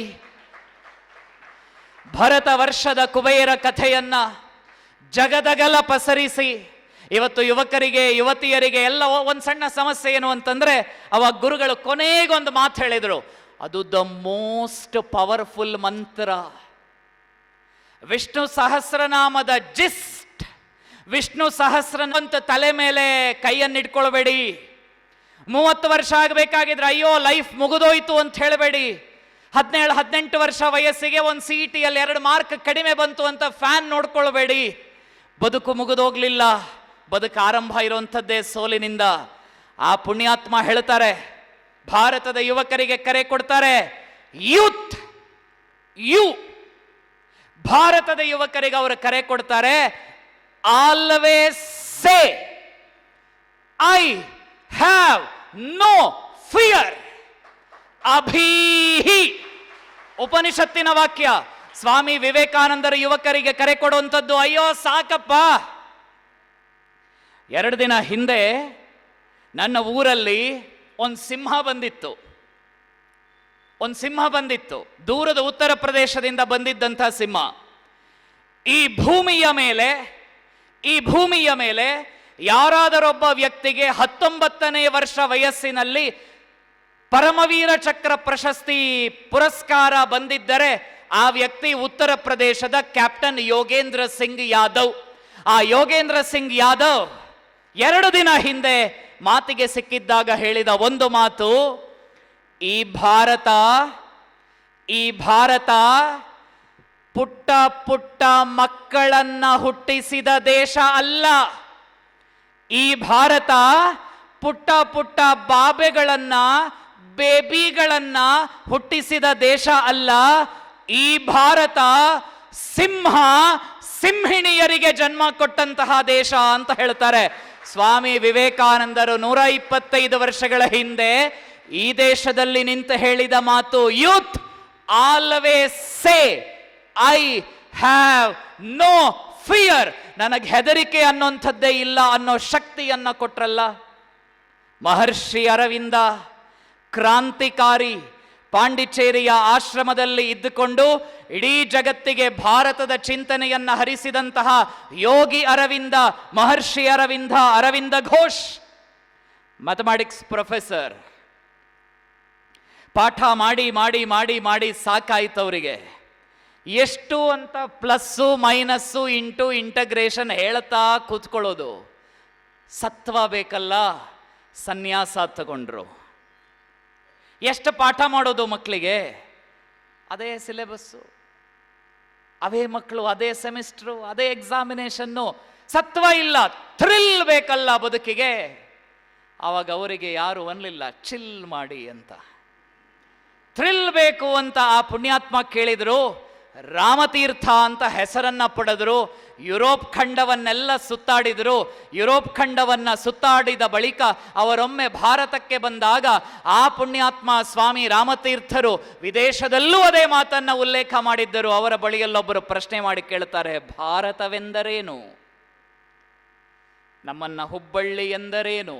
ಪ್ರಶ್ನೆ ಮಾಡಿದರೆ ನಮ್ಮ ಉತ್ತರ, 10 ವರ್ಷಗಳಿಗೂ ಮಿಕ್ಕಿ ಇನ್ನೂ ಕಂಪ್ಲೀಟ್ ಆಗದ ಉದ್ದುದ್ದ ರಸ್ತೆಗಳು, ಫ್ಲೈ ಓವರ್ಗಳು. ನಮ್ಮ ಜೀವಿತಾವಧಿಯಲ್ಲಾದರೂ 1 ನಿಮಿಷವಾದರೂ ಫ್ಲೈ ಓವರಲ್ಲಿ ಓಡಿದರೆ ಸಾಕೆಂದು ಭಗವಂತನನ್ನ ಪ್ರಾರ್ಥಿಸುತ್ತೇವೆ. ನಾವು ಹೇಳ್ತೇವೋ ಏನೋ ಗೊತ್ತಿಲ್ಲ ನನಗೆ. ಆ ಪುಣ್ಯಾತ್ಮ ರಾಮತೀರ್ಥರನ್ನ ಕೇಳ್ತಾರೆ, ಭಾರತವೆಂದರೇನು? ನಿಮಗೂ ಯಾರಿಗಾದರೂ ಡೌಟ್ ಇದ್ರೆ, ನಿಮಗೂ ಆ ಪ್ರಶ್ನೆ ಇದ್ರೆ ಹೇಳಿ, ಭಾರತವೆಂದರೇನು? ಅಮೆರಿಕಾದ ಹುಡುಗನ ಬಳಿಯಲ್ಲಿ ಅಮೆರಿಕೆ ಎಂದರೇನು ಪ್ರಶ್ನೆ ಕೇಳಿದ್ರೆ ಅವನು ತಕ್ಷಣ ಮ್ಯಾಪ್ ತಂದು ತೋರಿಸ್ತಾನೆ. ಚೀನಾದ ಹುಡುಗ ಚೀನಾ ಎಂದರೇನು ಮ್ಯಾಪ್ ತರ್ತಾನೆ. ಭಾರತದ ಹುಬ್ಬಳ್ಳಿಯ ಹುಬ್ಬಳ್ಳಿಯ ಸಿಂಹಿಣಿಯ ಹತ್ತಿರ ಏ ಹುಡುಗಿ, ಏ ಹುಡುಗ, ಭಾರತವೆಂದರೇನು ಎಂದರೆ ಅವನಿಗೆ ಮ್ಯಾಪ್ ಬೇಡ, ಗೂಗಲ್ ಬೇಡ, ಯಾವುದು ಬೇಡ. ತಕ್ಷಣವೇ ವೇದಿಕೆಯ ಎದುರುಗಡೆ ಬಂದು ನಿಂತು, ನೇರವಾಗಿ ನಿಂತು, ಎರಡೂ ಕೈಗಳನ್ನ ಸೊಂಟದ ಮೇಲೆ ಇಟ್ಕೊಂಡು ಹೇಳ್ತಾನೆ, ನಾನೇ ಭಾರತ, ಭಾರತವೇ ನಾನು ಸೊಂಟದ ಮೇಲೆ ಕೈಯನ್ನ ಇಟ್ಕೊಂಡ್ರೆ ನಿಮಗೆ ಭಾರತದ ಮ್ಯಾಪ್ ನೋಡಿದಾಗ ಆಗೋದಿಲ್ವಾ? ನನ್ನ ಶಿರವೇ ಕಾಶ್ಮೀರ, ಕಾಶ್ಮೀರದಿಂದ ಕೆಳಗಿಳಿದರೆ ನನ್ನ ಕುತ್ತಿಗೆ ಸಪುರ. ಭಾರತದ ಮ್ಯಾಪ್ ಕೂಡ ನಿಧಾನಕ್ಕೆ ಸಪುರವಾಗ್ತಾ ಇದೆ. ಅಲ್ಲಿಂದ ಕೆಳಗಡೆ ಇಳಿದ್ರೆ 72 ಸರ್ತಿ lub dub lub dub lub dub ಅಂತ ದಿಲ್ ಹೊಡ್ಕೊಳ್ತದೆ. ದಿಲ್ ಗಟ್ಟಿಯಾಗಿದ್ರೆ ದೇಹ ಚಂದ. ದಿಲ್ಲಿಯಲ್ಲೊಬ್ಬ ಶಕ್ತಿಶಾಲಿ ವ್ಯಕ್ತಿ ಆಳ್ತಾ ಇದ್ರೆ ದೇಶ ಚಂದ. ಮಧ್ಯಕ್ಕಿಳಿದ್ರೆ ಮಧ್ಯಪ್ರದೇಶ ಹೊಟ್ಟೆ ಅನೇಕರಿಗೆ ಚುರುಚುರು ಆಗ್ತಾ ಇದೆ. ಆ ಹೊಟ್ಟೆ ಬೇರೆಯಲ್ಲ, ಭಾರತಕ್ಕೆ ಆಹಾರವನ್ನ ಕೊಡುವಂತಹ ಮಧ್ಯಪ್ರದೇಶ ರಾಜ್ಯ ಬೇರೆಯಲ್ಲ. ಅವರು ಹೇಳ್ತಾರೆ, ಸ್ವಾಮಿ ರಾಮತೀರ್ಥ, ಭಾರತವೇ ಯಾವುದು ಭಾರತ? ನಾನೇ ಭಾರತ. ಎನ್ನ ಶಿರವೇ ಕಾಶ್ಮೀರ, ಎನ್ನೆದೆಯೇ ಇಂದ್ರಪ್ರಸ್ಥ, ಎನ್ನ ಕಾಲುಗಳೇ ಕನ್ಯಾಕುಮಾರಿ. ನಾನು ನಡೆದರೆ ಭಾರತವೇ ನಡೆದಂತೆ, ನಾನು ನುಡಿದರೆ ಭಾರತವೇ ನಡೆದಂತೆ. ನಾನೇ ಭಾರತ, ಭಾರತವೇ ನಾನು. ಇದೇ ಶಂಕರ, ಇದೇ ವೇದಾಂತ, ಇದೇ ಹಿಂದೂಸ್ಥಾನದ ಐಕ್ಯಮತ್ಯ ಮಂತ್ರ ಅಂತ ಹೇಳಿದಂತಹ ಆ ಪುಣ್ಯಾತ್ಮ ಸ್ವಾಮಿ ರಾಮತೀರ್ಥರು ಭಾರತೀಯ ಚಿಂತನೆಗಳನ್ನು ಜಗತ್ತಿಗೆ ಪ್ರಸಾರ ಮಾಡ್ತಾರೆ. ನಾವೆಲ್ಲ ಇವತ್ತು ಚೆನ್ನಾಗಿರುವುದಕ್ಕೆ, ನಾವೆಲ್ಲ ಊಟ ತಿಂಡಿ ನಿದ್ದೆ ಇತ್ಯಾದಿ ಇತ್ಯಾದಿ ಇತ್ಯಾದಿ ಎಲ್ಲವನ್ನ ಮಾಡೋದಕ್ಕೆ ತಮ್ಮ ಬದುಕನ್ನ ಧಾರೆ ಎರೆದಂತಹ ಪುಣ್ಯಾತ್ಮರು. ಪ್ರತಿ ಬಾರಿ ಗಣೇಶ ಚತುರ್ಥಿ ಬರಬೇಕಾಗಿದ್ರೆ ಗಣಪತಿ ಬಾಪ್ಪ ಮೋರೆಯ ಅಂತ ಹೇಳ್ತೀವಲ್ವಾ, ಆ ಮನುಷ್ಯ ಆವತ್ತು ಮಹಾರಾಷ್ಟ್ರದ ಒಂದು ಪುಟ್ಟ ಹಳ್ಳಿಯಲ್ಲಿ ಹೇಳಿಕೊಟ್ರು, Swaraj is my birth right and I shall have it. ಸ್ವರಾಜ್ಯ ನನ್ನ ಜನ್ಮಸಿದ್ಧ ಅಧಿಕಾರ ಅಂತ ಜಗತ್ತಿಗೆ ಘೋಷಣೆ ಮಾಡಿದಂತಹ ಆ ಪುಣ್ಯಾತ್ಮ ಬಾಲಗಂಗಾಧರ ತಿಲಕ್ ಸ್ವಾತಂತ್ರ್ಯ ಸಂಗ್ರಾಮದ ತರುವಾಯ ಮಲಗಿದ್ದ ಭಾರತವನ್ನ ಜಾಗೃತಗೊಳಿಸಿ ಕರ್ನಾಟಕದ ಸುತ್ತಲೂ ಓಡಾಡಿ ಬ್ರಿಟಿಷ್ ಪಡೆಗಳನ್ನ ನಿರ್ನಾಮ ಮಾಡಿದಂತಹ ವಾಸುದೇವ ಬಲವಂತ ಫಡ್ಕೆ 50 ವರ್ಷಗಳ 2 ಆಜೀವ ಕರಿನೀರಿನ ಶಿಕ್ಷೆಗೆ ಗುರಿಯಾಗಿ ಜಗತ್ತಿನಲ್ಲಿ ಮೊಟ್ಟ ಮೊದಲ ಬಾರಿಗೆ ಇಂಟರ್ನ್ಯಾಷನಲ್ ಕೋರ್ಟ್ಗೆ ತನ್ನ ಕೇಸನ್ನ ವರ್ಗಾವಣೆ ಮಾಡಿದಂತಹ ಪುಣ್ಯಾತ್ಮ, ಭಾರತ್ ಮಾತಾ ಕಿ ಜೈ ಅನ್ನುವ ಘೋಷಣೆಯನ್ನ ಹೇಳಿದ್ದಕ್ಕಾಗಿ ಕಾಲೇಜ್ ಹಾಸ್ಟೆಲ್ನಿಂದ ಡಿಬಾರ್ ಆದಂತಹ ಭಾರತದ ಮೊಟ್ಟ ಮೊದಲ ವ್ಯಕ್ತಿ. ಸ್ವಾತಂತ್ರ್ಯ ಬಂದ ಬಳಿಕ ಸ್ವತಂತ್ರ ಭಾರತದಲ್ಲಿ ಸ್ವತಂತ್ರ ಭಾರತದ ಸರಕಾರವೇ ದೇಶಭಕ್ತಿಯ ಕಾರಣಕ್ಕೋಸ್ಕರ ಜೈಲಿಗೆ ಹಾಕಿದಂತಹ ಭಾರತದ ದುರಂತ ಸರ್ವ ಪ್ರಶಂಸೆಯ ನಾಯಕ ವೀರ ವಿನಾಯಕ ದಾಮೋದರ ಸಾವರ್ಕರ್. ಆ ವೀರ ಸಾವರ್ಕರರ ಶಿಷ್ಯ ಲಂಡನ್ನಲ್ಲಿ ಆ ಹುಡುಗ ಓಡಾಡ್ತಾ ಇದ್ದನಂತೆ. ಲಂಡನ್ನಲ್ಲಿ ಓದಬೇಕು ಅಂತ ಹೋಗಿದ್ದ, ಬ್ಯಾರಿಸ್ಟರ್ ವಕೀಲಿ ಪದವಿ ಓದಬೇಕು ಅಂತ ಹೋಗಿದ್ದ. ಲಂಡನ್ನಿನ ಬಿಳಿಯ ಹುಡುಗಿಯರನ್ನ ನೋಡಿ ಶಿಳ್ಳೆ ಹೊಡಿತಾ ಇದ್ದನಂತೆ. ಅವನಿಗೊಂಥರ ಖುಷಿ. ಸಾವರ್ಕರ್ ನೋಡಿದ್ರು, ನಿನ್ನ ದೇಶದ ಜನ ಭಾರತದಲ್ಲಿ ಬ್ರಿಟಿಷ್ ಅಧಿಕಾರಿಗಳ ಬೂಟು ಕಾಲಿಗೆ ತುತ್ತಾಗ್ತಾ ಇದ್ದಾರೆ. ನಿನ್ನಪ್ಪ ನಿನ್ನಮ್ಮ ನಿನ್ನ ಸೋದರರನ್ನ ಬ್ರಿಟಿಷರು ಬೂಟ್ ಕಾಲಲ್ಲಿ ತುಳಿತಾ ಇದ್ದಾರೆ. ನೀನ್ ನೋಡಿದ್ರೆ ಬಿಳಿ ಹುಡುಗಿಯರನ್ನ ನೋಡಿ ಶಿಳ್ಳೆ ಹೊಡಿತಾ ಇದೆಯಲ್ಲ, ನಿಂದು ಒಂದು ಬಾಳ. ಆ ವ್ಯಕ್ತಿಯ ಬದುಕು ಬದಲಾಯಿತು. ಏನು ಮಾಡಬೇಕು ಹೇಳಿ? ನಿನ್ನಿಂದ ಏನು ಮಾಡೋದಿಕ್ಕಾಗತ್ತೆ? ಏನು ಮಾಡಬೇಕು ಹೇಳಿ? ಪ್ರೇರಣೆ ಕೊಟ್ಟರು. ಕರ್ಜನ್ ವಾಯಲಿ ಅನ್ನುವ ಬ್ರಿಟಿಷ್ ಅಧಿಕಾರಿಯನ್ನ ತುಂಬಿದ ಸಭೆಯಲ್ಲಿ ಈತ ಗುಂಡಿಟ್ಟು ಒಂದು ಪತ್ರ ಬರೀತಾನೆ. ಹೇ ಭಾರತ ಮಾತೆ, ನಿನ್ನಂತಹ ದೊಡ್ಡ ತಾಯಿಗೆ ನನ್ನಂತಹ ದಡ್ಡ ಮಗ ತನ್ನ ಪ್ರಾಣವನ್ನಲ್ಲದೆ ಮತ್ತೇನನ್ನು ಕೊಡುವುದಕ್ಕೆ ಸಾಧ್ಯ ತಾಯಿ? ತಾಯಿ ಭಾರತೀಯ ಸೇವೆ ಬೇರೆಯಲ್ಲ, ಅಯೋಧ್ಯೆಯ ರಾಮನ ಸೇವೆ ಬೇರೆಯಲ್ಲ ಅಂತ ತನ್ನ ಬದುಕನ್ನ ಮುಗಿಸಿದಂತಹ ಮದನ್ ಲಾಲ್ ಧಿಂಗ್ರಾ ಭಾರತೀಯ ಯುವಕ ಯುವತಿಯರ ಆದರ್ಶ ಅಲ್ವಾ? ಈ ದೇಶಕ್ಕೋಸ್ಕರ ಯೂತ್ ಅಂದ್ರೆ ಏನು? ರೀಲ್ಸ್ ಅಲ್ಲ ಯೂತ್ ಅಂದ್ರೆ, ಗಾಸಿಪ್ಗಳಲ್ಲ ಯೂತ್ ಅಂದ್ರೆ. ಕಾಲೇಜಿನ ಬೀದಿಗಳಲ್ಲಿ ಅವಳು ನನ್ನ ನೋಡಿದ್ಲು, ನನಗವಳು ಹಾಯ್ ಮಾಡಲೇ ಇಲ್ಲ ಅಂತ 2 ವಾಕ್ಯದ ಲೆಟ್ರ್ ಬರೆದಿಟ್ಟು ಅಪ್ಪ ಅಮ್ಮ ಅಣ್ಣ ತಮ್ಮ ತಂಗಿ ಎಲ್ಲರನ್ನ ಮರೆತು ವಾಟ್ಸಪ್ಪಲ್ಲಿ ಮೆಸೇಜ್ ಮಾಡಿದ್ದಕ್ಕೆ ಬ್ಲಾಕ್ ಮಾಡಿದ್ಲು ಅನ್ನೋ ಒಂದೇ ಒಂದು ಕಾರಣಕ್ಕೋಸ್ಕರ ಸುಸೈಡ್ ಮಾಡ್ಕೊಳ್ಳೋವಂತಹ ಹೇಡಿ ಯುವಕರಿಗೆ ಅಮ್ಮ ಮೊಬೈಲ್ ಜಾಸ್ತಿ ನೋಡಬೇಡ ಅಂತ ಬುದ್ಧಿವಾದ ಹೇಳಿದ್ದಕ್ಕೆ ಸುಸೈಡ್ ಮಾಡ್ಕೊಳ್ಳುವಂತಹ ಹೇಡಿ ಹೆಣ್ಣು ಮಗಳಿಗೆ ಆದರ್ಶ ಪ್ರೇರಣೆ ಆಗುವಂತಹ ವ್ಯಕ್ತಿಗಳು ಸಾವು ಜೀವನದಲ್ಲಿ ನಿಶ್ಚಿತ. ನನಗೂ ನಿಮಗೂ ಗ್ಯಾರಂಟಿ ಸಾವು. ಆದರೆ ಆ ಸಾವು ಶ್ರೇಷ್ಠವಾಗಿರಬೇಕು, ದೇಶಕ್ಕೋಸ್ಕರ ಮೀಸಲಾಗಿರಬೇಕು ಅಂತ ತೋರಿಸ್ಕೊಟ್ಟಂತ ಪುಣ್ಯಾತ್ಮ ಸರದಾರ್ ಶಹೀದ್ ಭಗತ್ ಸಿಂಗ್ ನಮ್ಮ ಆದರ್ಶ. ಆತ ಭಗತ್ ಸಿಂಗ್ ನಮ್ಮ ಆದರ್ಶ. ಭಾರತ ಜಗದ್ಗುರುವಾದದ್ದು, ವಿಶ್ವಗುರುವಾದದ್ದು ಸುಮ್ಮನೆ ಅಲ್ಲ, ಇವರ ತ್ಯಾಗದಿಂದ, ಇವರ ಬಲಿದಾನದಿಂದ. ಕೈಯಲ್ಲಿ ಒಂದು ಬಂದೂಕ್ ಹಿಡ್ಕೊಂಡು, ಪಿಸ್ತೂಲ್ ಹಿಡ್ಕೊಂಡು ಎದುರುಗಡೆ ಇದ್ದ ಬ್ರಿಟಿಷ್ ಆಫೀಸರ್ಗಳನ್ನೆಲ್ಲ ಸಾಯಿಸಿ ಕೊನೆಗೆ ಉಳಿದಂಥ ಒಂದೇ ಒಂದು ಗುಂಡನ್ನ ತನ್ನ ಹಣೆಗೆ ಹಾಕಿಬಿಟ್ಟು ಹುತಾತ್ಮನಾದಂತಹ ಧೀರ ಚಂದ್ರಶೇಖರ ಆಜಾದ್ ನಮ್ಮ ಪ್ರೇರಣೆ. ಭಾರತದಿಂದ ಹೊರಗಡೆ ಹೋಗಿ ಸಿಂಗಾಪುರ್, ಜಪಾನ್, ಜರ್ಮನಿಯಲ್ಲಿ ಸುತ್ತಾಡಿ ಭಾರತದ ಸ್ವಾತಂತ್ರ್ಯಕ್ಕಾಗಿ Azad Hind fauj, Indian national army INA ಅನ್ನ ಸ್ಥಾಪಿಸಿ ಟೆಕ್ಸ್ಟ್ ಬುಕ್ಕಲ್ಲಿ ಓದಿದ್ದು ಸುಳ್ಳು. ಇವತ್ತು ನಮ್ಮ ಇತಿಹಾಸದಲ್ಲಿ ನಾವು ಹೇಳುವುದು ಸುಳ್ಳು. ಅಖಂಡ ಭಾರತದ ಐ ರಿಪೀಟ್, ಅಖಂಡ ಭಾರತದ ಮೊಟ್ಟ ಮೊದಲ ಪ್ರಧಾನಮಂತ್ರಿಯಾಗಿ ಪ್ರಮಾಣ ವಚನವನ್ನ ಸ್ವೀಕಾರ ಮಾಡಿದಂತ ಪುಣ್ಯಾತ್ಮ, ಚಲೋ ದಿಲ್ಲಿ ಹೇಳಿ ಬ್ರಿಟಿಷರನ್ನ ಸಿಂಗಾಪುರದಿಂದಲೇ ಓಡಿಸಿದಂತ ಪುಣ್ಯಾತ್ಮ ನೇತಾಜಿ ಸುಭಾಷ್ ಚಂದ್ರ ಬೋಸ್, ಅಖಂಡ ಭಾರತದ ಮೊಟ್ಟ ಮೊದಲನೆಯ ಪ್ರಧಾನಮಂತ್ರಿ. ಆ ಪುಣ್ಯಾತ್ಮ ಇಲ್ಲದೆ ಇರ್ತಾ ಇದ್ದಿದ್ರೆ ದೇಶವೂ ಇಲ್ಲ, ನನ್ನ ವಿಶ್ವಗುರು ಭಾರತ ಟಾಪಿಕ್ಕೂ ಇಲ್ಲ. ಸ್ವತಂತ್ರ ಭಾರತದ 500ಕ್ಕೂ ಮಿಕ್ಕಿದ ಸಂಸ್ಥಾನಗಳನ್ನು ಒಟ್ಟುಗೂಡಿಸಿ ಹೈದರಾಬಾದಿನ ನಿಜಾಮ ಅಂದ, ನಾನು ಭಾರತದ ಜೊತೆ ಸೇರೋದಿಲ್ಲ, ನೀನು ಭಾರತದ ಜೊತೆ ಸೇರೋದಿಲ್ಲ, ಗ್ಯಾರಂಟಿ ನೀನು ಭಾರತದ ಜೊತೆ ಎಂದಲಾಗಿ ನಾವಿವತ್ತು ಆರಾಮದಲ್ಲಿದ್ದೇವೆ, ನಾವಿವತ್ತು ನೆಮ್ಮದಿಯಲ್ಲಿದ್ದೇವೆ. ಬಂಧುಗಳೇ, ಭಾರತವನ್ನ ಹಾಡಿದ್ದೇವೆ, ಭಾರತವನ್ನ ಹೊಗಳಿದ್ದೇವೆ, ಭಾರತದ ಇತಿಹಾಸ, ಸ್ವಾತಂತ್ರ್ಯ, ಭಾರತದ ಗೌರವ, ಭಾರತದ ವಿಶ್ವಗುರುತ್ವ ಎಲ್ಲವನ್ನ ತಿಳಿದುಕೊಂಡಿದ್ದೇವೆ. ಆದರೆ ಇವತ್ತಿಗೂ ಈ ಭಾರತ ಅಜೇಯವಾಗಿ, ಅಖಂಡವಾಗಿ, ಅದಮ್ಯವಾಗಿ, ಅಜಿಂಕ್ಯವಾಗಿ ದ ಮೋಸ್ಟ್ ಪವರ್ಫುಲ್ ನೇಷನ್ ಆಗಿ ಉಳಿದಿರೋದಕ್ಕೆ ಕಾರಣ ಯಾರು ಅಂತಂದ್ರೆ ಈ ಪುಣ್ಯಾತ್ಮರು.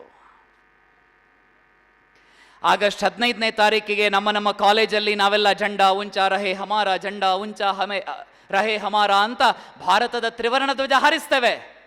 ನಾವು ಅಂದ್ಕೊಂಡಿರ್ತೇವೆ ಭಾರತದ ತ್ರಿವರ್ಣ ಧ್ವಜ ಹಾರಾಡುವುದು ಗಾಳಿಯ ಚಲನೆಯಿಂದ. ರಾಂಗ್.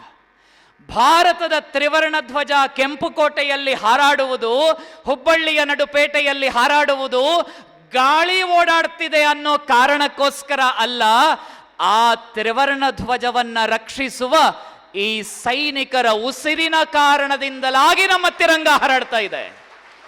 ನಮ್ಮ ತಿರಂಗ ಹಾರಾಡ್ತಾ ಇರೋದು ಇವರೆಲ್ಲರ ಕಾರಣದಿಂದಲಾಗಿ. ಕ್ಯಾಪ್ಟನ್ ಸೌರಭ್ ಕಾಲಿಯಾ 1999 ಜುಲೈ 26, ಎಷ್ಟು ದಿನ ಇದೆ?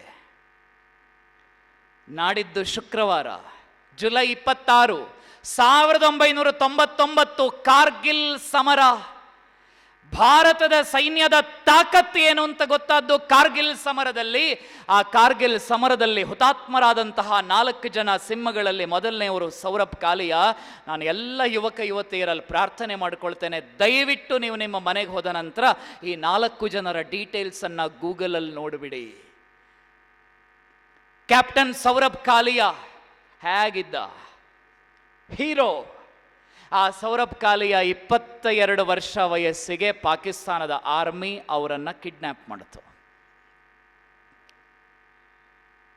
ಸುರಸುಂದರಾಂಗ. ವಾಪಸ್ ಸೌರಭ್ ಕಾಲಿಯಾ ಶರೀರ ಭಾರತಕ್ಕೆ ಬರಬೇಕಾಗಿದ್ರೆ ಶರೀರದ ಬೇರೆ ಬೇರೆ ಭಾಗಗಳಲ್ಲಿ ಸಿಗರೇಟ್ ಅನ್ನ ಉರಿಸಿ ಶರೀರದ ಮೇಲೆ ಇಟ್ಟಿದ್ರಾಯ್ತು. ಸೌರಭ್ ಕಾಲಿಯಾ ಕಣ್ಣುಗುಡ್ಡೆಗಳನ್ನ ಜೀವಂತ ಇದ್ದಾಗ ಕಿತ್ತಿದ್ರು. ಸೌರಭ್ ಕಾಲಿಯಾನ ಶರೀರದ ಅಲ್ಲಲ್ಲಿ ಗಾಯ ಮಾಡ್ತಾರೆ, ಕತ್ತರಿಸ್ತಾರೆ, ಕಿವಿಗಳನ್ನು ಕತ್ತರಿಸ್ತಾರೆ, ಮೂಗನ್ನ ಕತ್ತರಿಸ್ತಾರೆ.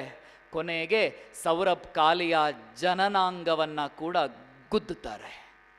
ಇವೆಲ್ಲವೂ ಬದುಕಿದ್ದಾಗ, ಸತ್ತ ಮೇಲಲ್ಲ, ಬದುಕಿದ್ದಾಗ.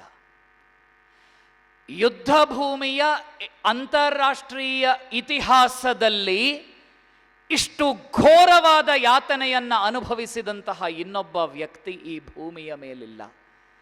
ಆ ಕ್ಯಾಪ್ಟನ್ ಸೌರಭ್ ಕಾಲಿಯಾ ನಮ್ಮ ಹೀರೋ.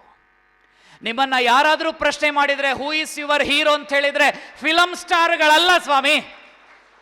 ನೀವು ಯಾರನ್ನ ನಿಮ್ಮ ಹೀರೋ ಅಂತ ಫಿಲಂ ಸ್ಟಾರ್ಗಳನ್ನ ಕರೀತೀರೋ ಆ ಫಿಲಂ ಸ್ಟಾರ್ಗಳ ಕೈಗೆ ಒಂದು ಬಂದೂಕ್ ಕೊಟ್ಟು ಹೇಳಿ, ಅಣ್ಣ ನೀನು ಫಿಲಮ್ ಅಲ್ಲಿ ಡಗಡಗ ಅಂತ ಬಿಡ್ತೀಯಲ್ಲ, ಪೊಲೀಸ್ ಆಗಿದ್ಯಲ್ಲ, ಫಿಲಮ್ ಅಲ್ಲಿ ಮಿಲಿಟರಿ ಮ್ಯಾನ್ ಎಲ್ಲ ಆಗಿದ್ಯಲ್ಲ, ಒಮ್ಮೆ ಕಾಶ್ಮೀರಕ್ಕೆ ಹೋಗಿ ಡಗಡಗ ಮಾಡು ಅಂತಂದ್ರೆ ಅವನು ನಿಮ್ಮ ಕೈಗೆ ವಾಪಸ್ ಬಂದೂಕು ಕೊಟ್ಟು ಗಡಗಡ ಅಂತ ವಾಪಸ್ ಬೆಂಗಳೂರಿನ ಮನೆಗೆ ಹೋಗ್ತಾನೆ.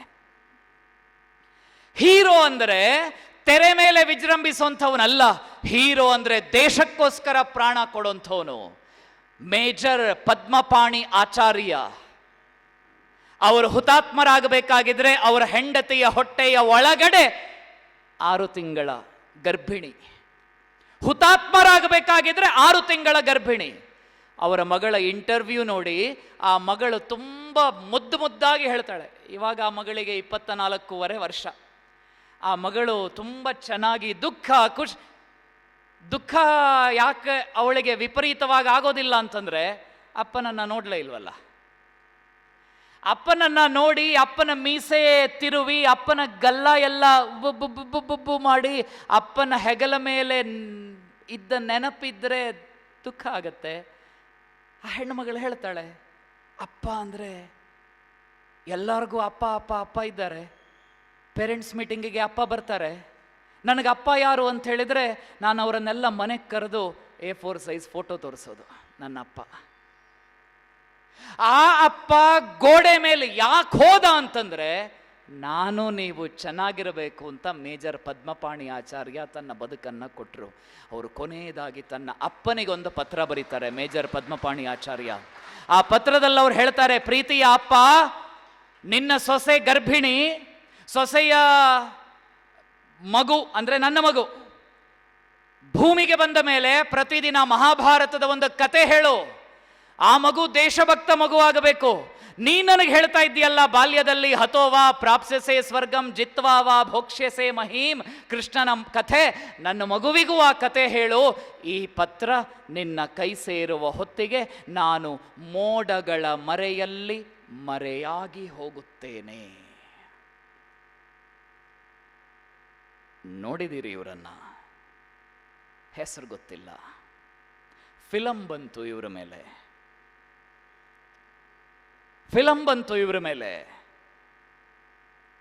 ಆ ಫಿಲಂ ಅಲ್ಲಿ ಹುಬ್ಬಳ್ಳಿ ಹೀರೋ ಪಾತ್ರ ಕೂಡ ಇದೆ. ಆಕ್ಟಿಂಗ್ ಮಾಡಿದ್ದಾರೆ ಅಂತಲ್ಲ, ಹುಬ್ಬಳ್ಳಿಯ ಹೀರೋ ಒಬ್ಬ, ಹುಬ್ಬಳ್ಳಿಯ ಹುಲಿ ಒಬ್ಬ ಕಾರ್ಗಿಲ್ ಯುದ್ಧದಲ್ಲಿ ಭಾಗವಹಿಸಿದ್ರಲ್ಲ, ಅವರ ಹೆಬ್ಬೆರಳನ್ನ ಕಾಲನ್ನ ಎಲ್ಲ ಕಳ್ಕೊಂಡು 21 ತಿಂಗಳುಗಳ ಕಾಲ ಹಾಸ್ಪಿಟಲಲ್ಲಿದ್ದು 8 ಸರ್ಜರಿಯನ್ನ ಮಾಡಿಸ್ಕೊಂಡ್ರಲ್ಲ, ಆ ಹುಬ್ಬಳ್ಳಿಯ ಹುಲಿಯ ಜೊತೆಯಲ್ಲಿ ಇದ್ದಂಥವರೇ ಈ ಪುಣ್ಯಾತ್ಮ. ಫಿಲಂ ನೋಡಿದಿರಾ ಶೇರ್ ಶಾ? ಕ್ಯಾಪ್ಟನ್ ವಿಕ್ರಮ್ ಬಾತ್ರ, ಏ ದಿಲ್ ಮಾಂಗೆ ಮೋರ್ ಅಂದ ಕ್ಯಾಪ್ಟನ್ ವಿಕ್ರಮ್ ಬಾತ್ರ. ಈ ಕ್ಯಾಪ್ಟನ್ ವಿಕ್ರಮ್ ಬಾತ್ರ ಫ್ರೆಂಡ್ ಹುಬ್ಬಳ್ಳಿ ಹುಲಿ ಕ್ಯಾಪ್ಟನ್ ನವೀನ್ ನಾಗಪ್ಪ. ಕನ್ನಡ ನೆಲದ ವೀರ ಯೋಧ ಕ್ಯಾಪ್ಟನ್ ನವೀನ್ ನಾಗಪ್ಪ ಅವರದ್ದೇ ಯೂನಿಟ್ ಅಲ್ಲಿ ಕೆಲಸ ಮಾಡ್ತಾ ಇದ್ದದ್ದು. ಕ್ಯಾಪ್ಟನ್ ನವೀನ್ ನಾಗಪ್ಪ ಕಾಲಿಗೆ ಗ್ರೆನೇಡ್ ದಾಳಿಯಾದವಾಗ ಫಸ್ಟ್ ಬಂದು ಕ್ಯಾಪ್ಟನ್ ನವೀನ್ ನಾಗಪ್ಪರನ್ನ ಎತ್ಕೊಂಡಿದ್ದೆ ಶೇರ್ ಶಾ ವಿಕ್ರಮ್ ಬಾತ್ರ. ಈ ವಿಕ್ರಮ್ ಬಾತ್ರ ಏ ದಿಲ್ ಮಾಂಗೆ ಮೋರ್ ಅಂತ ಹೇಳಿದಂಥ ಪುಣ್ಯಾತ್ಮ. ಆತ ಮನೋಜ್ ಕುಮಾರ್ ಪಾಂಡೆ. ಅವನ ಹತ್ರ ಬಾಲ್ಯದಲ್ಲಿ ಟೀಚರ್ ಪ್ರಶ್ನೆ ಮಾಡ್ತಾರಂತೆ, ಏ ಮನೋಜ್ ನಿಂದೇನು ಡ್ರೀಮ್ ಏನು? ಆತ ಹೇಳ್ತಾನಂತೆ, ನನಗೆ ಪರಮವೀರ ಚಕ್ರ ಪಡಿಬೇಕು ಅಂತ ಆಸೆ ಇದೆ. ನಿನಗೇನು ಆಸೆ? ನಾನು ಡಾಕ್ಟರ್ ಆಗಬೇಕು, ಇಂಜಿನಿಯರ್ ಆಗಬೇಕು? ಅಲ್ಲ, ನನಗೆ ಪರಮವೀರ ಚಕ್ರ ಬರಬೇಕು. ಪರಮವೀರ ಚಕ್ರ ಬರೋದು ಯಾವಾಗ? ಯುದ್ಧ ರಂಗದಲ್ಲಿ ಅಸೀಮವಾಗಿರುವ ಹೋರಾಟ ಮಾಡಬೇಕು. ಕೈ ಕಾಲು ಹೋಗೋದು ಗ್ಯಾರಂಟಿ, ಅಪ್ಪಿ ತಪ್ಪಿದ್ರೆ ಜೀವ ಕೂಡ ಹೋಗುವಂಥದ್ದು ಗ್ಯಾರಂಟಿ. ಅದು ಎಲ್ಲ ಗೊತ್ತಿದ್ದರೂ ಕೂಡ ಪರಮವೀರ ಚಕ್ರ ಪುರಸ್ಕಾರ ಪಡಿಬೇಕು ಅಂತ ಹೇಳಿದಂಥ ಈ ಕ್ಯಾಪ್ಟನ್ ಮನೋಜ್ ಕುಮಾರ್ ಪಾಂಡೆ ಅವರ ಡೈರಿಯಲ್ಲಿ ಬರೀತಾರೆ, if death strikes before I prove my blood, if death strikes before I prove my blood. ಆಯ್ತ ದೇಶದ ಸ್ವಾತಂತ್ರ್ಯದ ರಕ್ಷಣೆಗಾಗಿ ಬಲಿದಾನವನ್ನ ಮಾಡಿದಂತಹ ವೀರ ಧೀರರಾಳಿದ ಭವ್ಯ ಭಾರತದಲ್ಲಿ ನಾವು ಬದುಕ್ತಾ ಇದ್ದೇವೆ. ನಾನಿಲ್ಲಿ ಸೇರಿರುವಂತಹ ಎಲ್ಲ ಯುವಕರಲ್ಲೂ ಯುವತಿಯರಲ್ಲೂ ಪ್ರಾರ್ಥನೆಯನ್ನ ಮಾಡ್ಕೊಳ್ತೇನೆ. ನಾಡಿದ್ದು ಶುಕ್ರವಾರ ಭಾಗ್ಯದ ಲಕ್ಷ್ಮೀ ಬಾರಮ್ಮ ಅಂತ ಪ್ರಾರ್ಥನೆ ಮಾಡ್ತೇವೆ. ಗುರುಗಳಾವಾಗ ಹೇಳಿದ್ರು, 1 ಲಕ್ಷ ಕೇಳಿದ್ರೆ ಕೋಟಿ ಕೊಡೋಳು ಆ ಲಕ್ಷ್ಮಿ. ಯಾಕೆ ಅಂದ್ರೆ ಲಕ್ಷ್ಮಿಗೆ ಖುಷಿ ಆಗೋದು ಯಾವಾಗ? ನಾರಾಯಣನನ್ನ ನೆನಪು ಮಾಡ್ಕೊಂಡ್ರೆ. ಲಕ್ಷ್ಮಿ ದುಡ್ಡು ಕೊಡು ಅಂದ್ರೆ ಲಕ್ಷ್ಮಿಗೆ ಖುಷಿ ಆಗೋದಿಲ್ವಂತೆ. ಮೊದಲು ನಾರಾಯಣ ನಾರಾಯಣ ನಾರಾಯಣ, ಆಮೇಲೆ ಲಕ್ಷ್ಮಿ, ಆಮೇಲೆ ಮತ್ತೆ ನಾರಾಯಣ ನಾರಾಯಣ. ಲಕ್ಷ್ಮಿ ಯಾವಾಗಲೂ ಕೂಡ ನಾರಾಯಣನ ಅಕ್ಕ, ನಾರಾಯಣನ ಇತ್ತ ಇರಬೇಕು ಅಂತ ಯೋಚನೆ ಮಾಡುವಂತಹ ಲಕ್ಷ್ಮಿಯನ್ನ, ಅಮ್ಮ ಹುಬ್ಬಳ್ಳಿ ನಮ್ಮ ಮನೆಗೆ ಬಾರಮ್ಮ ಬಾರಮ್ಮ ಅಂತ ಶುಕ್ರವಾರದ ದಿವಸ ಸಾಯಂಕಾಲ ನಮ್ಮ ಮನೆಗಳಲ್ಲಿ ದೀಪ ಹಚ್ತೀವಲ್ವಾ. ಹುಬ್ಬಳ್ಳಿಯ ಎಲ್ಲ ಯುವಕ ಯುವತಿಯರಲ್ಲಿ, ಎಲ್ಲ ಹಿರಿಯರಲ್ಲಿ ನಾನು ಪ್ರಾರ್ಥನೆ ಮಾಡಿಕೊಳ್ತಾ ಇದ್ದೇನೆ, ದಯವಿಟ್ಟು ತಾವು ಶುಕ್ರವಾರದ ದಿವಸ ಸಾಯಂಕಾಲ ಜುಲೈ 26ನೇ ತಾರೀಕಿಗೆ ನಿಮ್ಮ ಮನೆ ಒಳ್ಳೆದಾಗಬೇಕು ಅಂತ ದೀಪ ಉರಿಸುವ ಹೊತ್ತಲ್ಲೇ ದೇಶವನ್ನ ಕಾಯುವ ಯೋಧರು ಚೆನ್ನಾಗಿರಬೇಕೆಂದು ಜುಲೈ 26ನೇ ತಾರೀಕು ಸಾಯಂಕಾಲ 7 ಗಂಟೆಗೆ ತುಳಸಿ ಕಟ್ಟೆ ಎದುರುಗಡೆ ದೀಪ ಇಡಬೇಕಾಗಿದ್ರೆ 1 ಎಕ್ಸ್ಟ್ರಾ ಯೋಧ ದೀಪವನ್ನ ದಯವಿಟ್ಟು ನಿಮ್ಮ ಮನೆಯಲ್ಲಿ ಬೆಳಗಿ ಅಂತ ಪ್ರಾರ್ಥನೆಯನ್ನ ಮಾಡಿಕೊಳ್ಳುತ್ತಾ, ವೇದದಿಂದ, ವೇದಾಂತದಿಂದ, ಉಪನಿಷತ್ತಿನಿಂದ, ಆಯುರ್ವೇದ ಶಾಸ್ತ್ರಗಳಿಂದ ಆರಂಭವಾದ ಭರತ ವರ್ಷದ ಕುಬೇರ ಕಥೆ ಇವತ್ತು ಚಂದ್ರಯಾನಕ್ಕೆ ಹೋಗಿದೆ. ಜಗತ್ತು ತತ್ತರಗೊಂಡಿದ್ದಾವಾಗ ಇಡೀ ಜಗತ್ತಿಗೆ ಕೋವಿಡ್ ಮಾರಣಾಂತಿಕವಾಗಿ ಪರಿಣಮಿಸ್ತಾ ಇದ್ದಾವಾಗ ಕೇಳಿದ ರಾಷ್ಟ್ರಗಳಿಗೆಲ್ಲ ಉಚಿತವಾಗಿ ವ್ಯಾಕ್ಸಿನ್ ಅನ್ನ ಕೊಟ್ಟಂತಹ ಮೊಟ್ಟ ಮೊದಲ ದೇಶ ನಮ್ಮ ಭಾರತ. ಜಗತ್ತಿಗೆ ಆರೋಗ್ಯದ ಸೂತ್ರವನ್ನ ಯೋಗದ ಮೂಲಕ ಕೊಟ್ಟಂತಹ ಭಾರತ ನಮ್ಮ ಭಾರತ. ಆ ಭಾರತ ಇವತ್ತು ಆತ್ಮನಿರ್ಭರ ಭಾರತವಾಗಿ ಬೆಳೀತಾ ಇದೆ, ಸಶಕ್ತ ಭಾರತವಾಗಿ, ಸರ್ವಾಂಗ ಸುಂದರ ಭಾರತವಾಗಿ ಬೆಳೀತಾ ಇದೆ. ಭಾರತ ಮುಂದೊಂದು ದಿನ ಜಗತ್ತನ್ನ ಆಳಲಿದೆ. ಭಾರತ ಜಗತ್ತನ್ನ ಆಳುವಂತಹ ದಿವಸಗಳು ದೂರವಿಲ್ಲ. ಇಂಗ್ಲೆಂಡ್ ಇತಿಹಾಸ ನಿಧಾನಕ್ಕೆ ಮುಗಿದು ಹೋಗ್ತಾ ಇದೆ. ಅಮೆರಿಕ ನಾಳೆ ಯಾವತ್ತು ರಿಸೆಷನ್ನಿಂದ ಹಾಳಾಗ್ತದೋ ಅಂತ ಗೊತ್ತಿಲ್ಲ. ರಷ್ಯಾ ಉಕ್ರೇನ್ಗಳು ಯುದ್ಧ ಯಾವಾಗ ಮುಗಿತದೆ ಅನ್ನೋ ಯೋಚನೆಯಲ್ಲಿದ್ದಾರೆ. ಪ್ರಪಂಚದ ಬಹುಪಾಲು ದೇಶಗಳ ಜನ ರಾತ್ರಿ ಮಲಗಬೇಕಾಗಿದ್ರೆ ನಾಳೆ ನಾವು ಮತ್ತೆ ಇರ್ತೀವೋ ಇಲ್ಲವೋ ಅನ್ನುವ ಯೋಚನೆಯಲ್ಲಿದ್ದರೆ, ಭಾರತದ ಮನೆಯ ತಾಯಿ ಮಾತ್ರ ನೆಮ್ಮದಿಯಿಂದ, ಸಂಭ್ರಮದಿಂದ, ಅಧಿಕಾರಯುತವಾಗಿ ರಾತ್ರಿ ಮಲಗಬೇಕಾಗಿದ್ರೆ ಉದ್ದಿನ ಬೇಳೆ ಮತ್ತೆ ಅಕ್ಕಿಯನ್ನ ರುಬ್ಬಿಟ್ಟು ಮಲಗ್ತಾಳೆ. ಯಾಕೆ? ನಾಳೆ ಬೆಳಗ್ಗೆ ಆಗೋದು ಗ್ಯಾರಂಟಿ. ಜಗತ್ತಿನ ಬೇರೆ ದೇಶಗಳ ಜನರಿಗೆ ನಾಳೆ ಬೆಳಗ್ಗೆ ಆಗತ್ತೋ ಅನ್ನೋದೇ ಗೊತ್ತಿಲ್ಲ, ಆದರೆ ಭಾರತೀಯರಾದ ನಮಗೆ ನಾಳೆ ಅನ್ನುವುದಿದೆ ಅನ್ನೋಂಥದ್ದು ಗೊತ್ತಿದೆ. ಅಂತಹ ತೇಜಸ್ಸು, ಓಜಸ್ಸು ಯಾವ ಭಾರತದಲ್ಲಿದೆಯೋ ಆ ಸರ್ವಾಂಗ ಸುಂದರ ಭಾರತದ ಸರ್ವಶ್ರೇಷ್ಠ ಪ್ರಜೆಗಳಾಗಿರುವಂತಹ ನಾವು ಭಾರತವನ್ನ ವಿಶ್ವಗುರುವಾಗಿತ್ತು, ಇವತ್ತಿಗೂ ವಿಶ್ವಗುರುವಾಗಿದೆ. ಆ ಭಾರತದ ಸರ್ವಶ್ರೇಷ್ಠವಾಗಿರುವಂತಹ ಇತಿಹಾಸವನ್ನು ನಮ್ಮಲ್ಲಿ ಅರಿಕೆ ಮಾಡಿಕೊಂಡು ಅದರ ಮೂಲಕ ಭಾರತವನ್ನು ಮತ್ತೊಮ್ಮೆ ಮಗದೊಮ್ಮೆ ಜಗದ್ವಂದ್ಯ ರಾಷ್ಟ್ರವನ್ನಾಗಿ ಪರಿವರ್ತನೆ ಮಾಡುವಂತಹ ದಿವಸಗಳಿಗೆ ನಮ್ಮನ್ನು ನಾವು ಕಾಣಿಕೆಯನ್ನಾಗಿ ಕೊಡೋಣ. ಇಲ್ಲಿ ಸೇರಿರುವಂತಹ ಎಲ್ಲ ಯುವಕ ಯುವತಿಯರಲ್ಲೊಂದು ಪ್ರಾರ್ಥನೆ ಸಾರ್. ಪೃಥ್ವಿರಾಜ್ ಚೌಹಾಣ್ ಇದ್ದಾಗ, ರಾಣಾ ಪ್ರತಾಪ ಇದ್ದಾಗ ನಾನಿರಲಿಲ್ಲ ಸಾರ್, ನನಗೇನು ಮಾಡಲಿಕ್ಕಾಗಿಲ್ಲ. ಭಗತ್ ಸಿಂಗ್ ಇದ್ದಾವಾಗ, ಚಂದ್ರಶೇಖರ್ ಆಜಾದ್ ಇದ್ದಾವಾಗ, ಸಾವರ್ಕರ್ ಇದ್ದಾವಾಗ, ಧಿಂಗ್ರಾ ಇದ್ದಾಗ, ಅಶ್ಫಾಕುಲ್ಲಾ ಖಾನ್ ಇದ್ದಾಗ ನನಗೇನು ಮಾಡಲಿಕ್ಕಾಗಿಲ್ಲ ಸಾರ್. 25 ವರ್ಷಗಳ ಹಿಂದಿನ ಕಾರ್ಗಿಲ್ ಯುದ್ಧ ನಡಿಬೇಕಾಗಿದ್ರೆ Padmapani Acharya, captain Manoj Kumar Pandey, captain Vikram Batra, captain Naveen Nagappa, captain Yogendra Singh Yadav ಥರ ನನಗೆ ದೇಶಕ್ಕೋಸ್ಕರ ಕೆಲಸ ಮಾಡ್ಲಿಕ್ಕೆ ಆಗಿಲ್ಲ ಸಾರ್. ಇವತ್ತು ಯಾವುದೂ ಯುದ್ಧ ಇಲ್ಲ, ನಾನು ದೇಶಕ್ಕೋಸ್ಕರ ಏನು ಮಾಡಲಿ? ದೇಶನ ಮುಕ್ತಾಯ ಮಾಡೋದಕ್ಕೆ ತಾವುಗಳು ಅನುವು ಮಾಡಿಕೊಡ್ಬೇಕು ಅಂತ ತಮ್ಮಲ್ಲಿ ಪ್ರಾರ್ಥನೆಯನ್ನ ಮಾಡ್ಕೊಳ್ತಾ ಇದ್ದೇನೆ. ಎಲ್ಲ ಯುವಕ ಯುವತಿಯರು ಹಾಗೂ ಸಭೆಯಲ್ಲಿರುವ ಎಲ್ಲ ಹಿರಿಯರು ಕೂಡ ತಮ್ಮ ಎರಡೂ ಕೈಗಳನ್ನು ಆಗಸದ ಎತ್ತರಕ್ಕೆ ಚಿಮ್ಮಿಸಿ ಭಾರತ ಮಾತೆಗೆ ಜೋರಾದ ಜಯಕಾರವನ್ನು ಹಾಕೋಣ. ಪ್ರಸಾದ ಸಿದ್ಧವಾಗಿದೆ. ಎಷ್ಟು ಶಕ್ತಿ ಇದೆಯೋ ಅಷ್ಟು ಶಕ್ತಿಯಿಂದ ಭಾರತ ಮಾತೆಗೆ ಜಯಕಾರ.